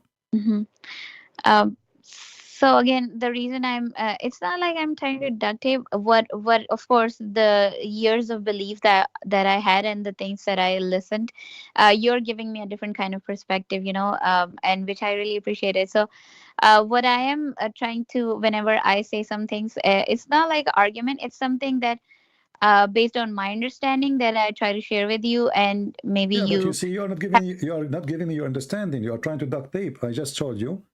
I repeat. Let me repeat, just to show you. You are trying to avoid the question. Is it is this act an act of mentally ill person? Either you say yes, I agree, or you say no and tell me why. You are trying to avoid. You start saying based on what I read, and can you tell me? So you are saying things have nothing to do with my question. Based in what I'm showing you right now, is Muhammad mentally ill? If you say yes, tell me why. If you say no, tell me why. Let me tell you one thing. So the thing is, I believe in Prophet, I believe in Allah, and for so many years, and I believe in right now still, That's not the question. Yeah, so I cannot say, oh yeah, he's a mentally ill. No, I want to look into it. I want to see, like, I want to see that this, I want Okay, to hold on. I just explore. gave you the link. I What just I gave you, have to Aisha, I just gave you the link. You do. know, I don't want to be rude to you. Mm-hmm. I'm really being really patient with you. Usually I'm not that patient. Yeah, I know. I I mean, really appreciate it. Yeah. so listen, a Mm-hmm. person, when I asked you in the beginning, I said a Mm-hmm. person, he tried to commit suicide because of his Mm-hmm. faith. Do Yeah, you yeah, yeah. agree that he is confused? You said yes. Yeah. Mm-hmm. Okay, so do you agree now Muhammad is confused? I mean, yeah, if it is true that this happened, then Okay. again, I would How say a that he was person, no. You see, you are trying maybe, if, again. this is Sahih Bukhari. Listen, Aisha, let us be honest. You Okay. Muslim, you say Sahih al-Bukhari is the most authentic book, correct? Maybe again, and I'm not a very knowledgeable Okay, so now Muslim. you are 33 years old Muslim. You never Yeah. heard that Sahih al-Bukhari is the most authentic book. You are Yeah, telling me that that. I've heard. Yes. Mm-hmm. You don't know that. No, I've heard that. Yes. Okay, so why you are don't say, yes, we agree, this is the most authentic. Uh, And is this a story translated and posted in the internet by you Muslims? Yes, this is sunnah.com. Okay. mm-hmm. The translation made by who? By not Christian Prince, by Muslims. So why you Mm-hmm. are still suspecting the story? Mm-hmm. Because simply the story is very disappointing. And you are struggling how you can fight it. How I am a person who believe all my life, how I can be honest and say, yes, Muhammad is mentally ill. Okay, No, let me go with do you you. expect Let me me go with you. to, suddenly Let me go with let you. go of my belief? Let me go Do you with you. expect? If a person he imagined himself doing things, in fact he did not do it, is that a clear sign that he's mentally ill? Sorry, say that again. About. If I imagine things happening, there's a movie. It's called The Mm, Perfect Host. I don't know if you saw it. no, I've not. Search it and you will love it. It's about your prophet, by the way. Mm-hmm. Okay. It's a person who writes letters to himself, Mm-hmm. and he invite people to come to his house, but there's no people coming. He put dishes. He talk to Mm-hmm. them. He speak to Mm-hmm. them. Even he have sex with them. Mm-hmm. Okay, but there's nobody there. That's Muhammad. Now I'm asking you, if a person he imagined all those things happen, that people are eating with him, people are sleeping with him, people having sex with him, and there's Mm-hmm. no people around him, is that to prove that Muhammad, this person is mentally ill? I'm sorry, I could not understand this. Okay, if I am a person who think I'm having sex with women, but I never did, is that a clear Oh, sign of mental illness? I imagine it happening. I think it's real, but it's not. uh, Is that a clear sign of mental illness? so it could be, yes. Okay, this is your prophet. He imagined himself having sex with his wives. In fact, he never did. This is your prophet here. Listen, this is Aisha. Mm-hmm. The prophet was bewitched. So he began to imagine that he had done a thing. In fact, he did not. Everything he do, he is not sure is true or not. Is that true that he was bewitched or he is mentally ill? Yeah, again, that's why. So whenever you ask me a question, I cannot be. So you cannot expect me to say like suddenly right away, oh yeah, my prophet was I'm not was. expecting you. I'm expecting you I to cannot use your say that. brain, my friend. I'm expecting Yeah, you as an adult. You see, I don't think of women like Muslim. They think about women. I think about you as a person equal to me. God gave you a gift. It's called the brain. Okay. So now we have a guy. He imagined himself having sex. In fact, he did not. What is the problem? I mean, this is something, pretty common in a way. Like it could happen to anybody if It's a pretty common to everybody. Yeah? All people, all men, oh, I all lived men. Okay, guys, listen. Aisha is saying it's a pretty common. It's a pretty common. Okay, did your dad imagine himself having sex with your mom, but in fact he never did? I mean, it could happen, that's No. You see, don't. Aisha, you are forcing me. Really, honestly, you are forcing me to hang up on you. You are not being honest with me now. This is okay, hold. common. This is common to happen. Is that really real? Are you really saying what you are saying, that it's common that men they think they had sex with their wife, but in fact they did not? This is common. I mean, one more thing. Okay, what I know about this whole situation is that yeah, what I hold on. Try to duct tape. Do you want duct tape? I work in Walmart. I can get you a duct tape from the tape. Like, my friend, come on, Aisha. The guy he imagined, because somebody need to hand her duct tape, help her. The guy he is imagining. This is sex. This is not an idea. It's sex. It's a physical act. So the guy imagined himself having sexual intercourse with his wives. In fact, he did not. Yeah. So what I know about this is that he had a black magic on him one time, and Hmm. then time the angel actually helped him find his hair that that had not tied on it, and then he read some Quranic verses and blew on it, and it opened. And Who is the so idiot who told you this story? That he read some Quranic verses? I mean, is it Muhammad? He read always Quran? I mean, this guy, he is having a Quran in his head. Do he need yeah, even yeah, to read yeah. Quran? Hold on. He read the This is a Surah lie. Al-Falaq. No, this is not true. Muhammad, when he have this, two angels, they came to him. Actually, the story in front of you. Mm-hmm. Two angels, they came to him. One, Mm-hmm. he stood in the top of his head, and the other one in his feet. The first Mm-hmm. one, he said to the other one, what's wrong with this guy? Do you see it? It says, what's wrong with this man? So something wrong with him. Mm-hmm. The later replied, he is under the effect of magic. Okay, now I want to stop here. How Muhammad is under the effect? What is magic? Black magic. Mm-hmm. What is black magic? Um, uh, like magic. I don't know how. What's the Okay, technical detail? I will give you some duct tape. Black magic is simply a magic taught by Harut and Marut when they opened Yeah, Harry Potter school in the yeah, yeah. Babylon. Okay. Yes. Okay, so Allah, he opened a school of Harry Potter to teach Mm-hmm. magic. And now somebody, he is practicing the magic which is taught by Allah. And he's a prophet. Why we call it black magic? Because it is satanic, is it? Mm-hmm. Do you agree? Yeah. Yeah. Okay. But isn't it the Quran said that Shaitan, he have no authority over my good servants? Hmm. Hmm? Hmm. What? Do you agree? Yeah. Yeah. Okay. Yeah. I agree. So how the black magic work over Muhammad? Yeah, that's If what we actually. Me and my friend also he also mentioned me the same thing. I think he learned from you. So this is something that he actually taught me, and I will, of course. It makes sense, and I will look into this. Yes. okay, so now the Quran promised that Muhammad, Shaitan have no authority over the good servant. So in order for Shaitan to have authority over Muhammad, you have to be a bad person. Hmm. You know, al-ghawin.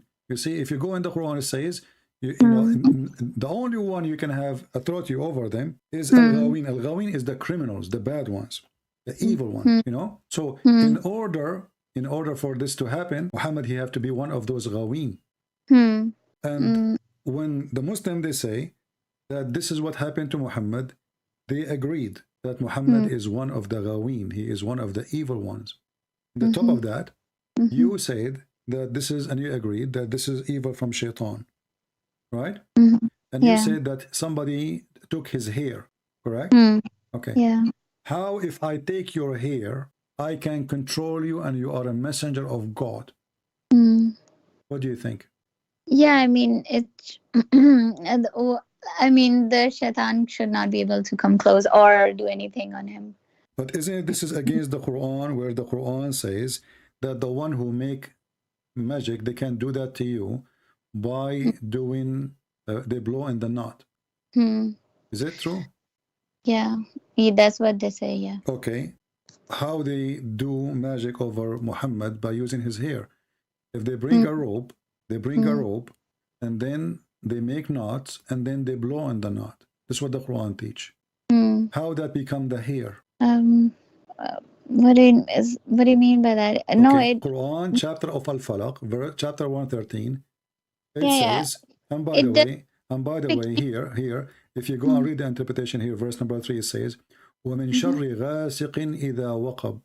yeah, Do you know what waqab is? yeah, the knots, I think. No, this is the penis. Oh, okay. غاسق is a waqab when the penis stand. What? I What? never. You know, you are a girl. I don't want to go like, but I mean, I mean, you are a mature okay. lady. You are 33 years old, not a kid. Okay. What is what's it's about the Surah Al-Falaq, right? Yeah. That's what. Yeah. Okay. Yeah. This is supposedly Aisha. She came and she played with the hair of Muhammad. And Muhammad, because he cannot have sex, obviously, he claimed that somebody, he placed magic on him.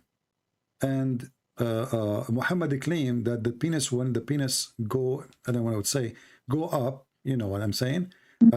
That is the evil happening to him, because simply it's not working with him. And I can show you the interpretation of the verse and you will die laughing. وقد قال ابن عباس إذا وقب ذكر الرجل, it is the penis of the man. Let me show you the reference so you don't say I'm making things up. Here we go. There's many tafsir, but this is المحرر الوجيز في تفسير الكتاب العزيز. It says here إذا وقب. Where did you ذكر الرجل, the penis of the man.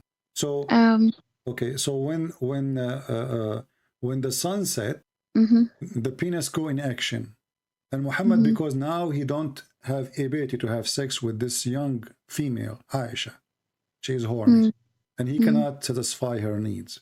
Muhammad, he claimed that now this is evil happened to him, and his penis is not working. Let me use the English translation. I will click translate to English. I don't know if the Google translation will be able to bring it correct about the penis. did you send the link? I did not I see the receive it. translation is not coming correct, but it is about the penis. You know, so ذكر الرجل is the male member of the man. You know, and actually this exists in Ibn Abbas. Interpretation of Ibn Atiyah, interpretation of Al-Fayruzi Abadi. You can play the video later. Okay. Muhammad ibn Abd al-Razzaq al-Husayni. Many interpretation, all of them they agree that this is about the penis of Muhammad. But look what Muhammad he did. He claimed that he put some witchcraft by using knots over his penis. And now his penis is not working. And then he says, Allah, he gave him this chapter, correct? Okay. Yeah. This chapter, the Muslim, they read to fight the witchcraft and the envy. Yeah. Okay. But all of us, we knew that this is not true.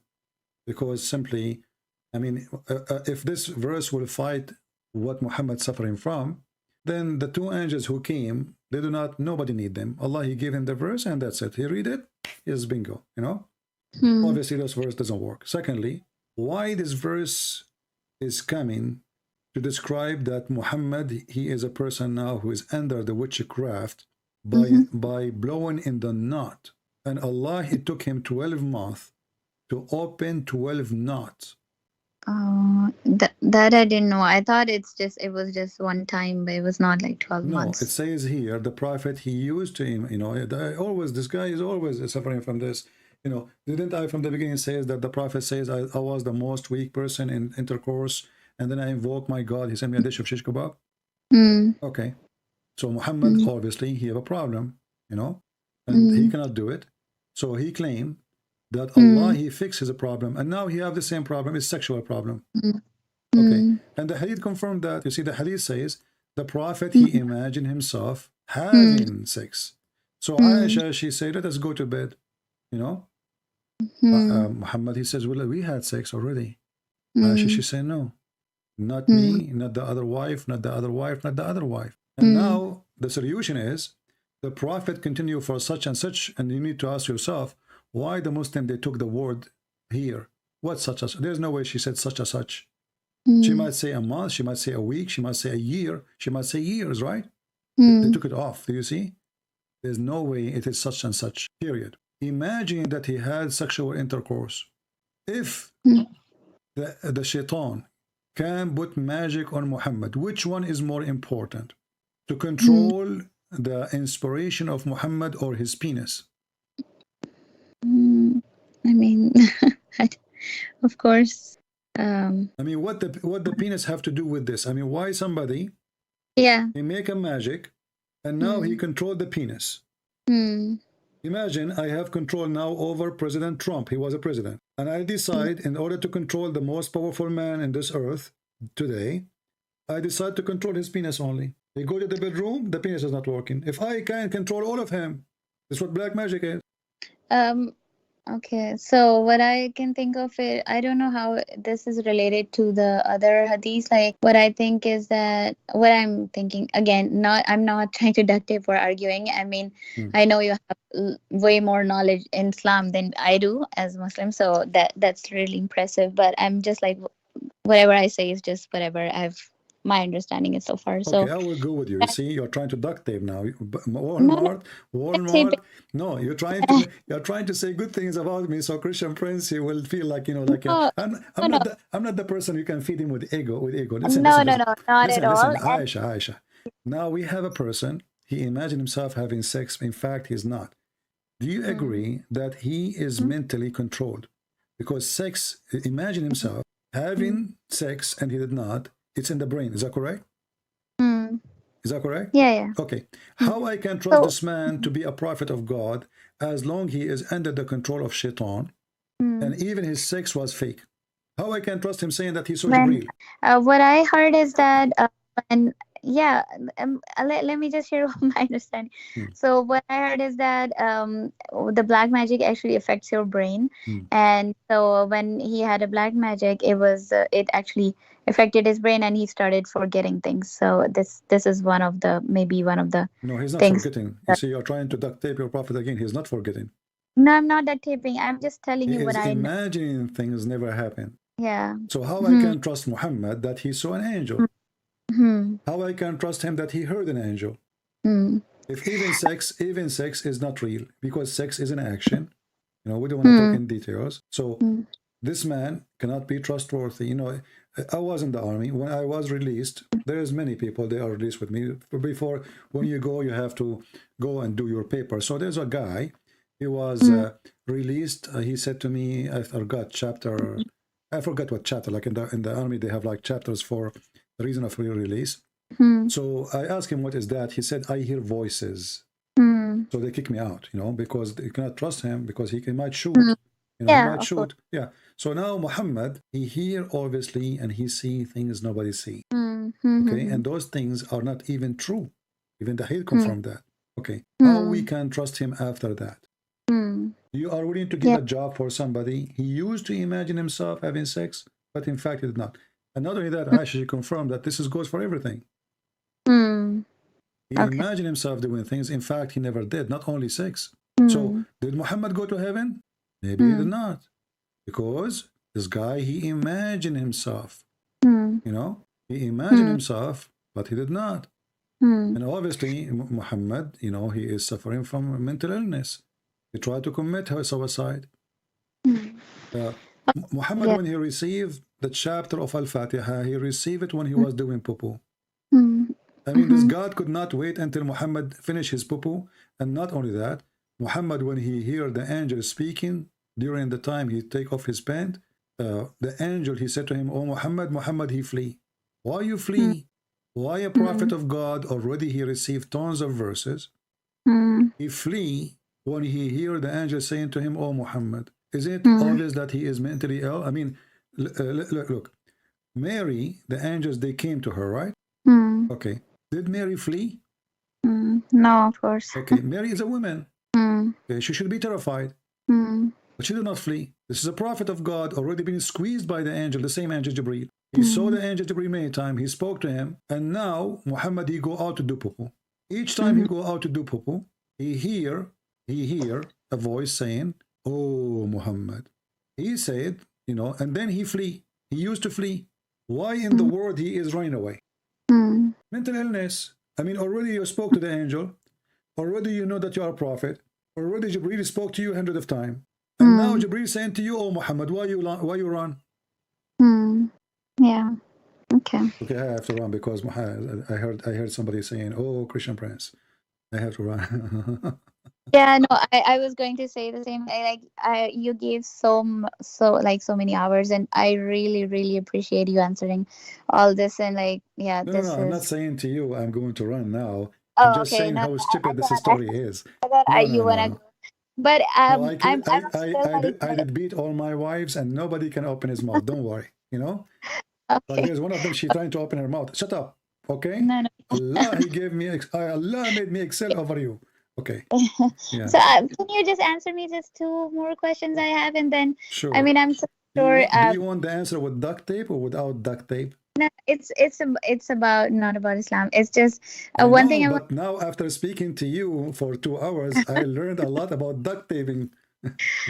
Of course, I have been Muslim for many years, and I,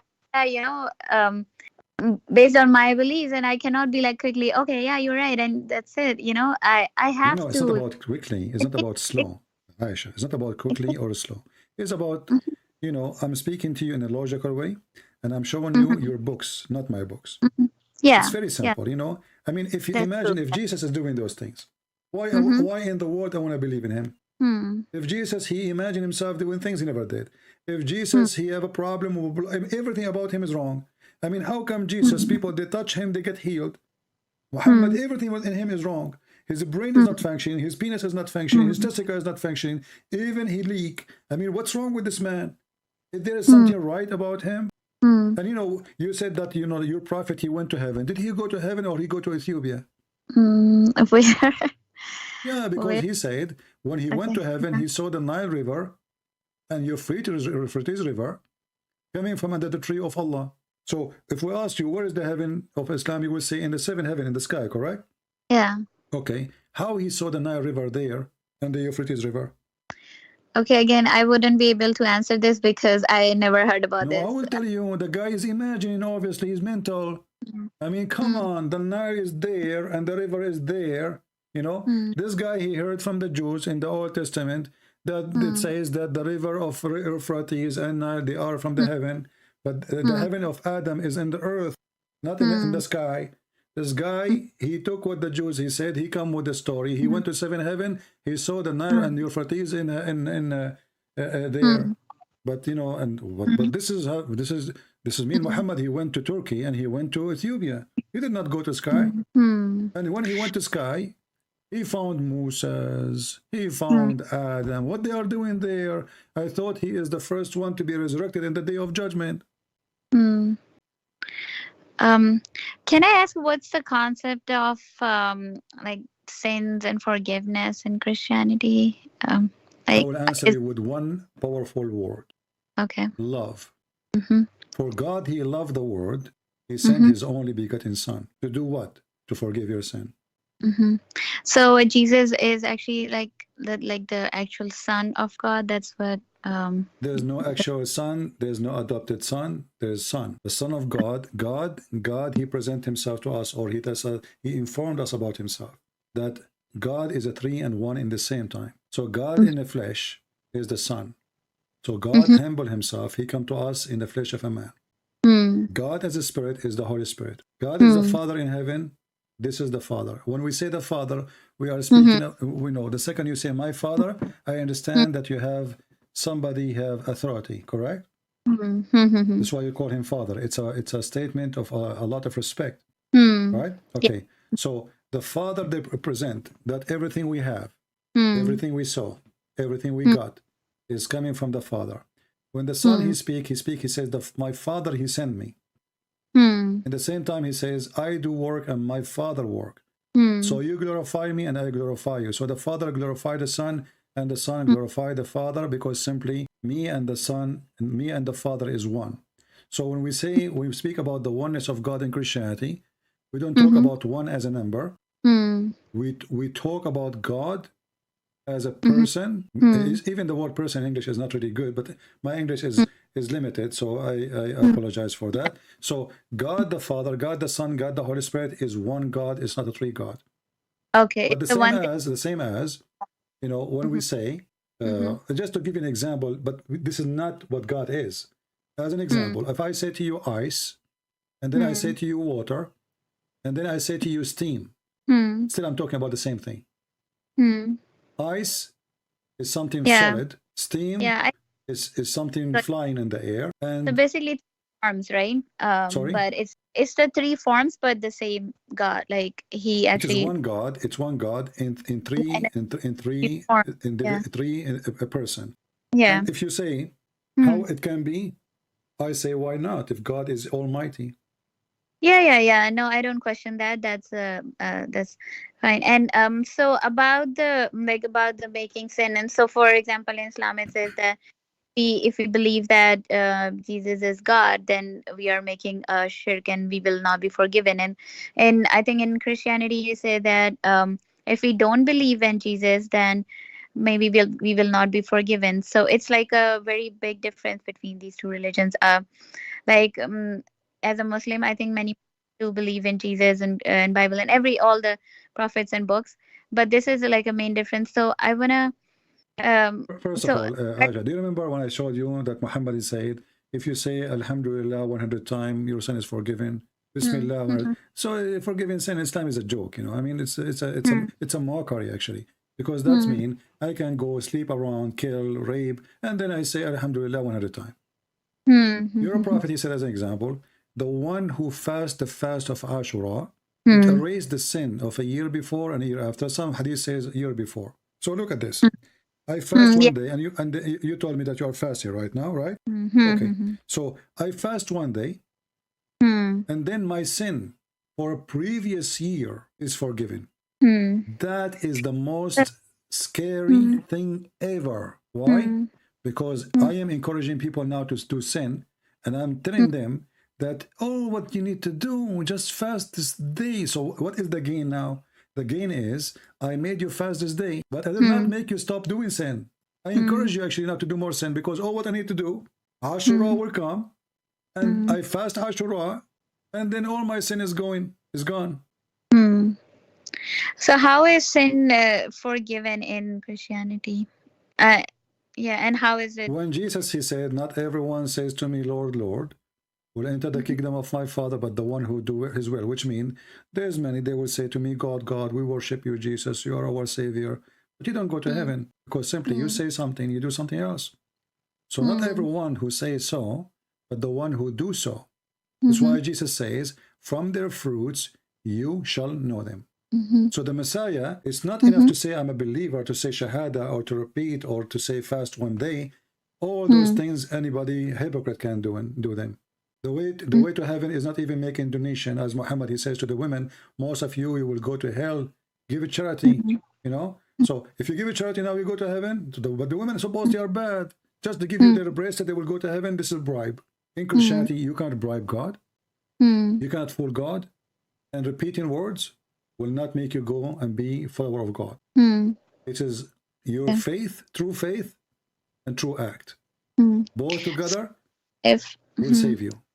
If a person does not believe that Jesus is God, then he will not be entering. Jesus, he made it so clear. I am the way. I am the truth. I am the resurrection. I am the life. And there is no way to the Father except by me. So there is no other way.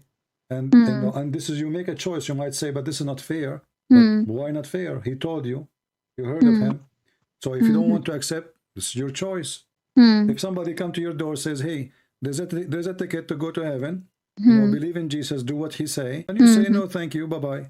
I want to follow Muhammad. So no, like the Muslims do when they actually believe in Jesus, but as a prophet, they believe whatever he said was right and everything. But Muslim just does not believe that he's son of God. You see, first of all, if you believe in Jesus as a prophet, and then you fail to give us one prophecy of Jesus, that is the most funny thing is ever.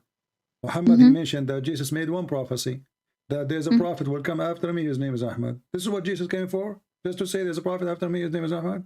And then we ask ourselves, is the name of Muhammad is Ahmad or Muhammad? Obviously Muhammad is trying to hijack the name of God, because the praised one is God, not a man. When the Muslim, they call Muhammad Muhammad, they are worshipping Muhammad. Or the second you say Muhammad mean the praised one, then the question, who is number two to praise? You know? And who is the one who praised Muhammad? Allah or the Muslims? I mean, it says that Allah praised him too. Exactly. Actually, not only praised, it says Yusalli alayhi. So if Muhammad is praised by God, and Muhammad is not the son of God, so why God praising Muhammad? Muhammad is just a man. It should be the opposite. It should be the man praising God, not the God praising the man.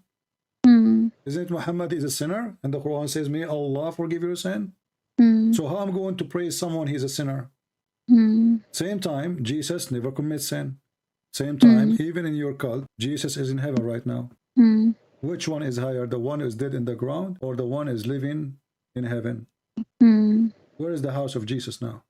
Yeah, in the heaven, right? Do you know what Jesus said to the Jews? He said to them, I am from above, you are from below. What do you think about this statement? When Jesus says, I am from above. I mean, look how challenging it is. Let us say a person, he called me, And he said to me, Christian Prince, I am from above, you are from below. This is making a big challenge because I can get him busted easy. I can show him he's a sinner. I can show him he is no one. What above? Jesus said that to the Jews, and those are very, very conservative Jews. They could not answer him. They could not refute him. I want to ask you a question on that. So when you're quoting this, that Jesus said that to the, is this what people narrated, and in the Bible, Yeah, you see, we have the 4 Gospels.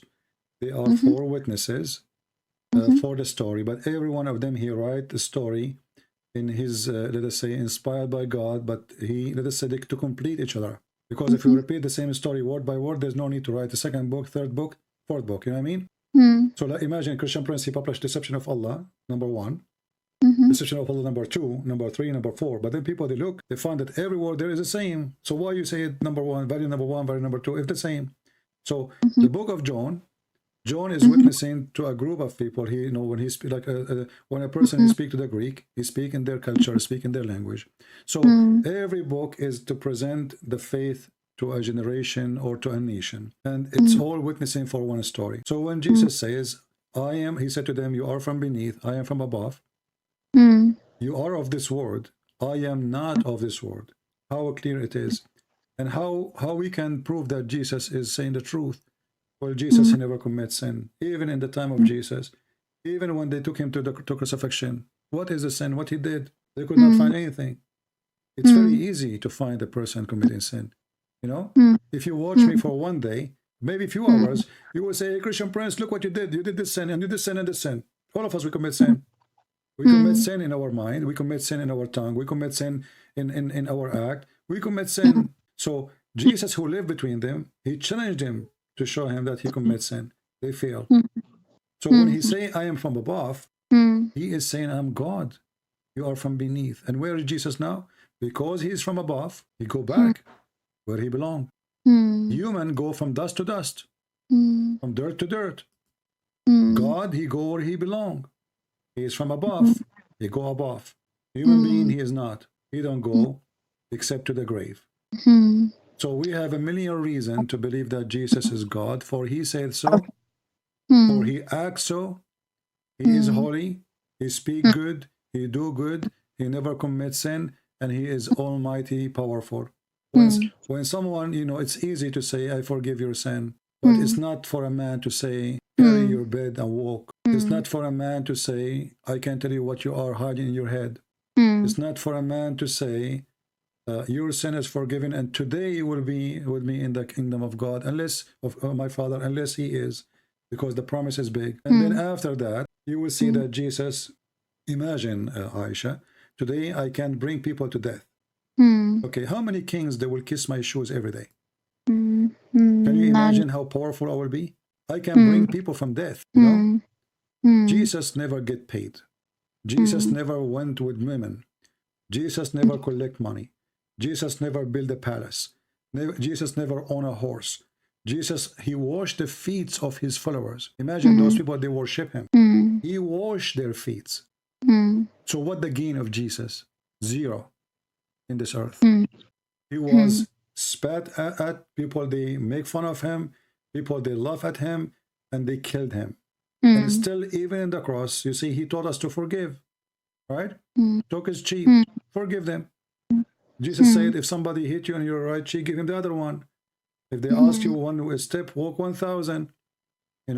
He said to them, when you pray, pray like this, say, our Father out of heaven. And he said, forgive to us the same as we forgive to others. So if Jesus was not, he is truthful, when he was on the cross and people putting nails in his hands and his feet, shouldn't Jesus now be cursing them? Can you imagine the pain? Do you know what Jesus said in the cross? He said, forgive them, Father, they do not know what they are doing. Why somebody in the cross? He is asking the Father, forgive them, Father, because obviously he forgive them. But So he's asking the Father to forgive the Jews.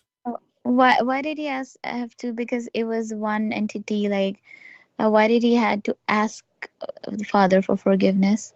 Why Because, couldn't he forgive? Because he was. yeah, first of all, we need to understand Christianity, the Son and the Father is always in total agreement. So when he say, forgive them, Father, for simply he is now, he will go through death, and this is what he promised.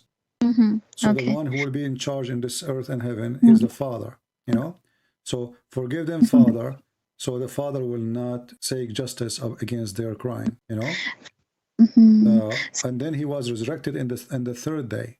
And resurrection Okay. mean the soul and the body, they are reunited together. Yeah. But here when he asked him, he is not asking because they are not in agreement, or because obviously, you know, Jesus, he said many times, he have the power over the flesh. But because the act was horrible, you know, and God the Father, he might demolish them, you know. And Jesus wanted to show the Jews, and he wanted to show his disciple, be like me, forgive them, Father. So the Christian after that, they will not go and say, hey, let us kill the Jews, you know, revenge for killing Jesus. Especially the Jews, they were shouting, saying, his blood in us, on our children's after us. They were shouting that. So I believe that Jesus, when he said that, he was trying to protect them from their stupidity. Because many after that, from the Christians, they might seek revenge for killing Jesus. But when Jesus forgive them, me as a Christian, what I can say? If Jesus on the cross says, forgive them, Father, who am I to say they are not forgiven? You know, I cannot go against the will of my... So even when he is on the cross, he is thinking of them. He is worried about them. This is how much love he have. This is why when I said to me, what's the concept of God of forgiving sin? I said to you, love. You know? Yeah. If he don't have love, he don't forgive. And so The according God to of Islam is the God of revenge. The God of Christianity is love. according to Christianity, if a person don't believe that Jesus is God, he or she will be in the hellfire. Yes, anyone. And not only Okay. that, even if you believe in Jesus, even if you believe in Jesus and your faith is fake, which means you are a person who you want Jesus to be God as a spare, you know, like when I die, before I die, I say you know, you cannot fool God. Either you believe in him or you don't. Okay. And there is no fasting day, as Muhammad said, will erase your sin. And there is no touching the black stone will erase your sin. Forgiving is going to be given for those who deserve it. And number one step to be forgiven, as the Lord, he says, forgive to us the same as we forgive to others. So if we don't forgive, let us say Aisha, she did harm to me. If I cannot forgive Aisha, well, I did harm to God too, because every sin we do is against God. So why I'm asking God to forgive me if me myself I'm not willing to forgive somebody else who hurt me? So forgiveness in Christianity is a condition of those people who forgive, which means they have love. Because of love, you forgive, not because of hatred. In the Quran, it says the Quran that Allah yashfi quluba suduri mu'minin. Allah, he will heal the chest of the hatred of the Muslims. In Christianity, no. In Christianity, the Messiah, he is asking the Father to forgive them, and he forgave the one who is next to him in the cross. He said to him, today you will be with me in heaven.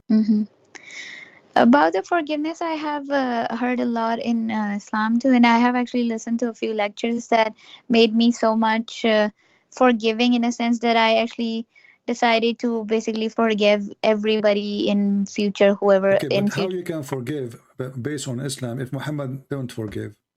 Yeah, he did, because Where? there are many people who Where? actually Where? try to throw things on him, That's and false. He killed them all. yeah. He attacked the people of At-Taif, you know, and he attacked the people of Quraysh, and he killed most of them. And not only that, there is a group Muslims who converted to Islam over, you know, and then they decided to leave Islam. And then, according to the story written by Muslims, they killed the shepherd and they ran away. Now, what is the punishment of Cain? It's death, right? I don't mind. The one who killed should be killed. But do you agree that we should put nails in their eyes? Yeah. Did you agree? It's okay to torture people? To torture? Yeah, put nails in their eyes, cut their feet, their Oh, hands. no, of course no. Okay, your prophet, this is what he did. He brought those people and he started having fun with them. He put nails, he cut their feet and their hands, and he gagged their eyes out by heated nails. Where is the forgiveness? Here we go. Jesus, they are killing him himself, not somebody else. Forgive them, Father, they don't know what they are doing. This is Muhammad. They killed a shepherd. He cut their hands. He cut their feet. Look how evil. I mean, imagine, you know, imagine you see right now in front of you, Aisha, a guy or a bunch of guys. We cut their feet, we cut their hands, and they are bleeding. We are not done. And we gagged out their eyes. Is there, do you have a reference to this too? It's in the front of you on the screen. I don't know if you're watching. Oh, okay. Yeah. Let me. Yeah. He ordered the, and this is in Sahih al-Bukhari and Muslim, and he made the nails in fire, you know, and then he pushed it inside their eyes. How evil. Same he did to Qurfa. Qurfa, she is a woman against Muhammad. She is almost, you know, 85, 86, maybe 90 years old. He tied her legs to 2 camels and he ripped her apart. Where is the forgiveness? Yeah, I mean, I've heard some stories of forgiveness too, but yeah, these are, I've never saw these, but yeah, thanks for giving me the references. When Muhammad, he entered Quraysh, you know, but remember, the Muslims, they say he forgave the people of Quraysh, but after what? After he became a superior and he killed them, right? And then, still those are his people. And without them, he is nobody. So he did not really forgive as much he is forcing them to convert to Islam. You know? When the brother of Uthman, he did expose Muhammad lies about the Quran. I don't know if you know the story. Is Abdullah ibn Sarh. No, I don't know about that. Abdullah ibn Sarh. Do you remember the story in the Quran where the Quran says Allah the best of the creators? I mean, yeah, I know about this verse, but I don't know about the story. All right. Muhammad, he have an scribe, because Muslims, they say he don't know how to write, how to read, but I believe not because of that. I believe because he's acting, you know, wealthy, you know, he can hire people to do a scribe for him, right? So he was asking the scribe to write, an inspiration came from Allah, and he said he made the cloth, he made the nutfa into a cloth, congealed the blood, which is stupid, and then we made the cloth into lump, etc., blah, blah, blah, blah, and then he said, he stopped. Then the guy, his name is Abdullah ibn Surah, he said, فَتَبَارَكَ اللَّهُ أَحْسَنُ الْخَالِقِينَ, blessed be Allah, the best of the creators. Muhammad, he said to him, he heard him, he said, write it there. The guy, he said, write what? He said, write what you just said. He said, but I am the one who said that. He said, well, it came to me the same as it came to you. And right away the man discovered that Muhammad is a fraud, because he is the one who said this sentence. Muhammad, he copied what he said, and he said to him, write it there. I said, well, what do you mean write? I am the one who said it. So he left Islam, and this is the brother of Uthman ibn Affan. Muhammad, he ordered his death. And by the way, this is in your books. This is what makes it more funny. You see all those references? It's in your books. You know, and this is after filtration. Imagine after the Muslim, they clean all the garbage they have about Muhammad. After all the filtration, those stories are in your book. So he ordered to kill him, even if he held his hands over the curtain of the Kaaba. All what the guy did, he left Islam. And all what the guy did, he said, well, you know what? Muhammad, he copied from me a verse. It was given to me. He said to himself, if Muhammad is a prophet for receiving Quran, will I receive Quran too? And he decided to leave Islam. So, not only that, by the way, Muhammad, when he did that, he gave us a favor. Look what he did. When the man, he says, blessed be Allah, the best of the creators, showing his wonder. And Muhammad, he copied it and he put it there. Do you see the mistake there? Yeah. What is the mistake? I don't know. Creators. He said the best of the creators. Yeah. Okay. That person is not an, you know, he's not a prophet. He is just a normal person. Maybe he still have some pagan belief that there's creators. So when he said that, how Muhammad he accept to say, as he said, the best of the creators? Because that means there's many creators. The Muslim, they try to fix it. They say, oh, you know, the one who made the bicycle.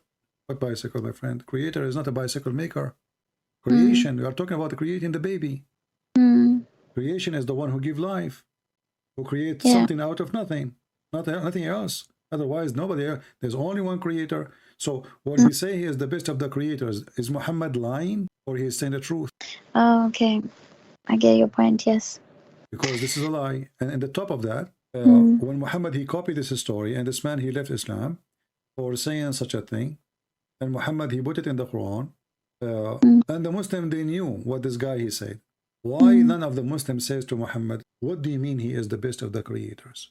You know what I mean? Like if I am a prophet now, and I have 1,000 people listening to me, and I say he's the best of the creators, shouldn't you ask me, what do you mean, prophet? Even if let's say you respect me, you don't need to make it fun. But what do you mean? Muhammad, he say things he don't know how to explain. You know? Because that doesn't make sense. And if Allah, if there's only one creator, that means the sentence is a lie. If I say to you, I was the best son for my mother, and later you find out that I am the only son, isn't it true I'm lying then? I made you believe by saying I'm the best son, I made you believe that there's other sons, correct? Yeah. I mean, so again, I'm not trying to duct tape. I'm just what my understanding was on this is that um, it's like people or everybody, like, yeah, even humankind, like they create things, and we, like, scientifically we create machinery, artificial intelligence, whatever, but he, whatever he created, like us human being, we are so complex in the universe and everything, so whatever God creates is like he's the best of the creators. Oh, hey, this is But very interesting. Okay, let me, you know, I use a language. Sometimes I say, let me get you busted. So I'm not being rude with you. Let me get you busted. The Quran give definition. Who is the one who can be called the creator? Is the one, yeah, at least he can yeah, create a fly. Listen, no, listen. that's true. I agree with you on that. I mean, there Okay. should be no So comparison. your answer is a duct tape again. Because when the Quran says that the one who should be worshipped is a one, at least he can create a fly. This is what a creator mean. A one he can create a fly, Yeah. at least. Not somebody make a bicycle. Yeah, I agree. I mean, you're saying there's no comparison between the actual, like, real creator and we. Not only that, the Quran give definition. What is the create mean? The one who at least can create a fly. If the one you worship, read it. This is chapter 22, verse 73.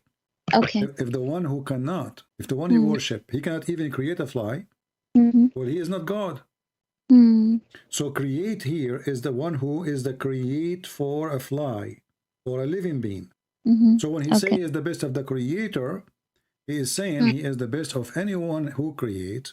Otherwise, we cannot compare, because if I say Allah is the best of the creators, and I'm calling the one who make a bicycle creator, that is a stupid statement, because simply nobody is called the creator by making a chair. You know, that does not make you creator, you know? Yeah.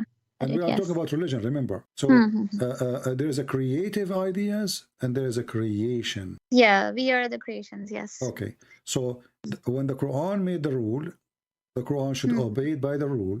And when Allah he says he is the best of the creators, that means there's other creator. Actually, in different verse, the Quran says, you forsake, you pray or you seek the other gods like Baal, and you forsake the best of the creators. So Allah he compared himself even to Baal.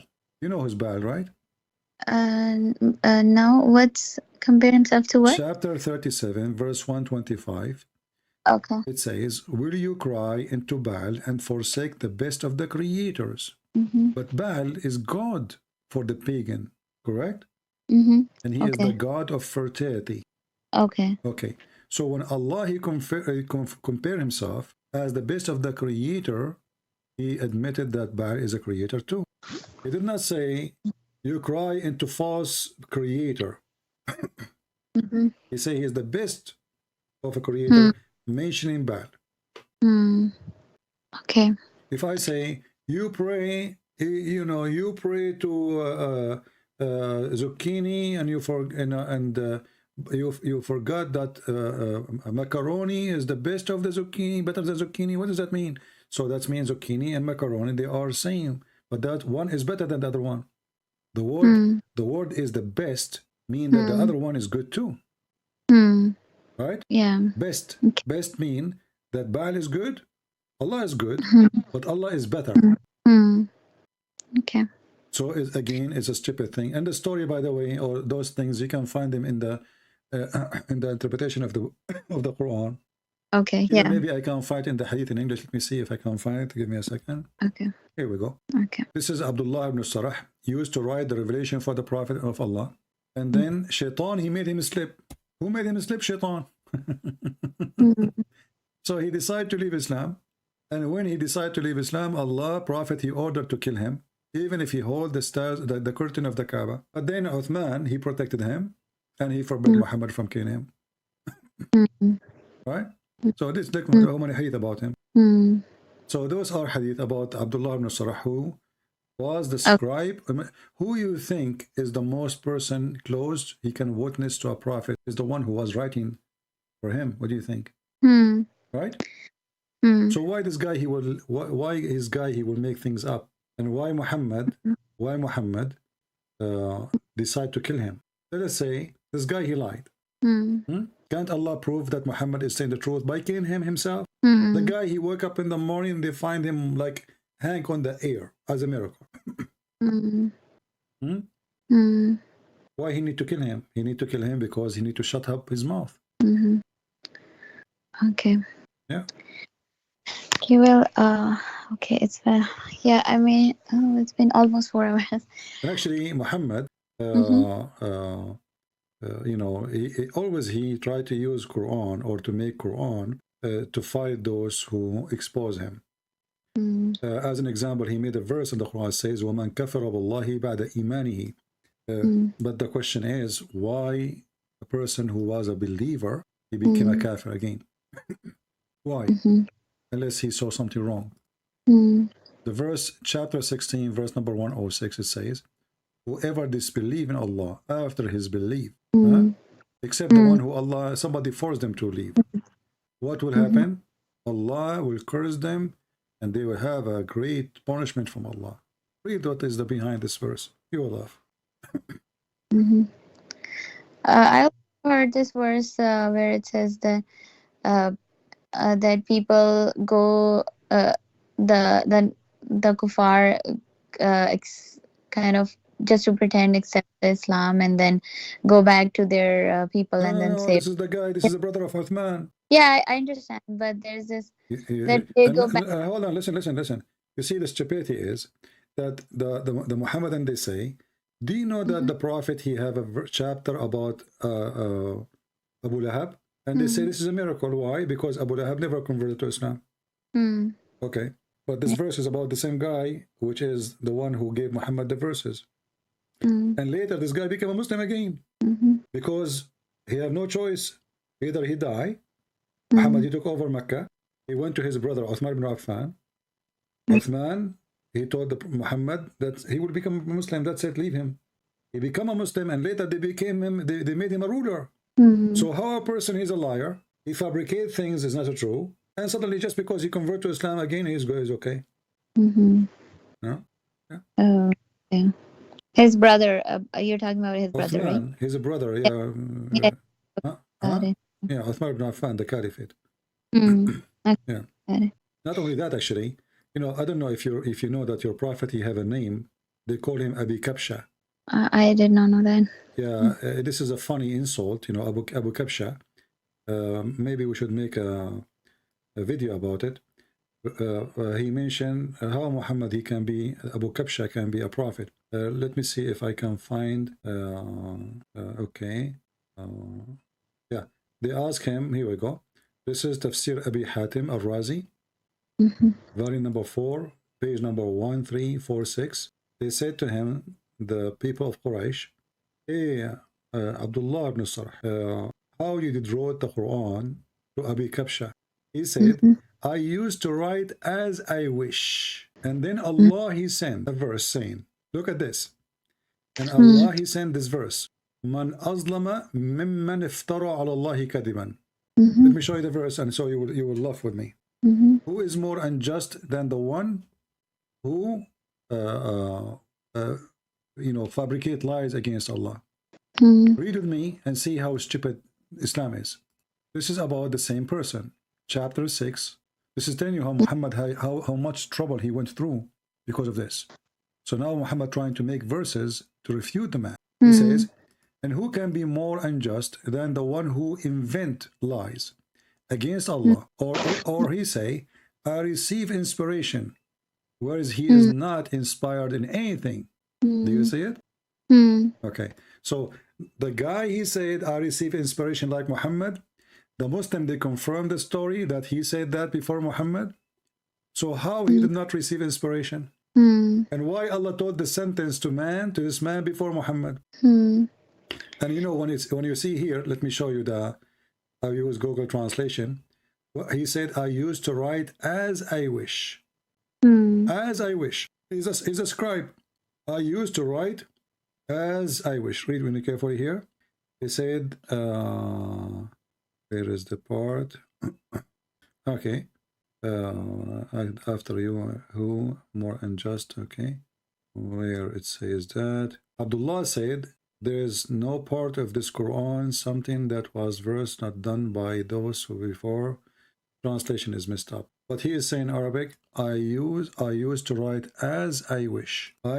So Muhammad did not know what he's writing, you know. He write, and because simply Muslim they say that Muhammad do not know how to read, how to write, right? So I write as I wish, and this is what it says here in Arabic. You can ask anyone who speaks Arabic. He said, قال كنت أكتب كيف شئت. I used to write as I wish. And then Allah, he sent down the verse which we mentioned to you. Chapter 6, verse number 93. Here is the question is, as long as the Muslim agree that the person he used to write as he wish, so how many verses in the Quran today exist is from what he wrote as he wish? And let me shorten the link, even though it's in English, in Arabic, sorry. But if you want, you can use, because Muslim, they might say to you, this guy is lying. There is no such a thing as usual. Let me shorten the link. So Aisha, after all of this, be honest, what do you think? I mean, it's I'm amazed of what all the perspective that you have given me, shown me. At the same time, it's not easy to just accept all that right away. I have taken my notes, and there are many things that are very logical that you have shared with me. There are a few things that I have doubts because of my own understanding that I want to do research on. But I am so I'm really impressed, and really appreciate your so much time and effort, and it is having a lot of impact on me. And I mean, it's kind of, I'm trying to rethink about everything, and instead of just following and believing what I've been just listening forever, I really need to go into it and find the truth and things like that. But yeah, it's amazing. I'm really thankful. Well, I'm I'm glad to serve you today. I'm Yeah. just doing what the Lord, he ordered me to do. And trust me, I never lied to you in anything. Actually, everything I said to you, it's in the front of you on the screen, correct? I never mentioned one thing without proof and reference. Yeah. Go check them out one by one. And if you ever find me did lie to you about any of those things, please don't hesitate to call me again. Sure. I want you to get me busted, and I will go right now to Walmart to buy duct tape, because there's a lot of leaks. Yeah, duct tape is not a method, really. I feel sorry for the Muslims who try to duct tape Muhammad. They try to fix him. The guy, he made everything wrong. The baby, how was it created? You don't remember which one he created first, the suns or the stars. I mean, everything is horrible. So how we can duct tape such an idiot? But I'm sure, I pray for you, that may the Lord open your eyes, show you the truth, and the truth will set you free. And as you see, we speak to you not based on hate. We don't hate Muslims. We will never hate them. We love them. For if we don't, we are no Christian no more. Yeah. And this is the difference between us and Muhammad. We follow the God of hate. He is a hatred person. We have the God who is love. And that's why when the man, he been ordered to love his wife, not to marry his wife, to love his wife, the same as the Christ, he loved the church. Here you notice, Aisha, that you have a special place in Christianity, that you are the same as the church. The man, he should love you, not just marry you, because anyone can marry anyone, but a man, he love only one person. And when one person is in the heart, there's no other person can go there. The person who say he love 4 wives, obviously he love none. Because of 1 woman is not enough. The second will not be enough. The third will not be enough. The fourth will not be enough. 4 will never have enough. 1 is enough. God, when he created Adam and Eve, he created Adam and Eve, not Eves. There's no need for Eves. A healthy family is father, wife, children's. Having many wives is not a healthy family. Children will hate each other. They will kill each other later, you know? Women, they will be fighting. As we show you, Muhammad himself, his wives are fighting. Yeah, of course it does. Healthy family is the family of Christ. Healthy children is the children who belong to Christ. Or they've been taught to respect their parents, but not only respect, they will respect the parents who respect themselves. A father who is not seeking other women just because he's bored from the first woman or because she got older. Women, she is not a car. We'll replace her when she got older. And if we want to do that, then we have to be fair. We should say, okay, well, as long the man, he can replace the women, well, we should create equal rule that the woman, she can replace the man. He got old, bye-bye. I will find someone younger. But this religion is made by the man for the man. I remember once a Somalian woman, she left Islam after talking to me. She said, I'm leaving Islam, but not because of you, but because I discovered that this religion made by the man for the man. It's not made for the women. Thank you, Aisha, for calling, and I will be happy to hear from you very soon. Yeah, thanks so much. Thank you. And I will actually ask my friend how to reach out to you. You have my Skype already because now we are in joint call. I want to say thank you to your friend. I don't know him. I want to say thank you to him for inviting you. But now by the joint call, you will have my account of Skype there. You can save it. Okay, yeah, sure. Thank you. Thanks so much. Really appreciate it. And we ask all the Christians to pray to our friend Aisha, our sister Aisha, so the Lord will heal her heart. You know, maybe she speaks in a certain way, but I feel something else inside her heart. I feel that she is in pain. I feel she is seeking healing. I feel that she is not convinced with one word of what she was saying to me, but she go in the mode of defense because she had to defend her identity. Yeah, of course, yeah. All right. Thank you, Aisha. Take care. Thank you. Thank you. You too, take care.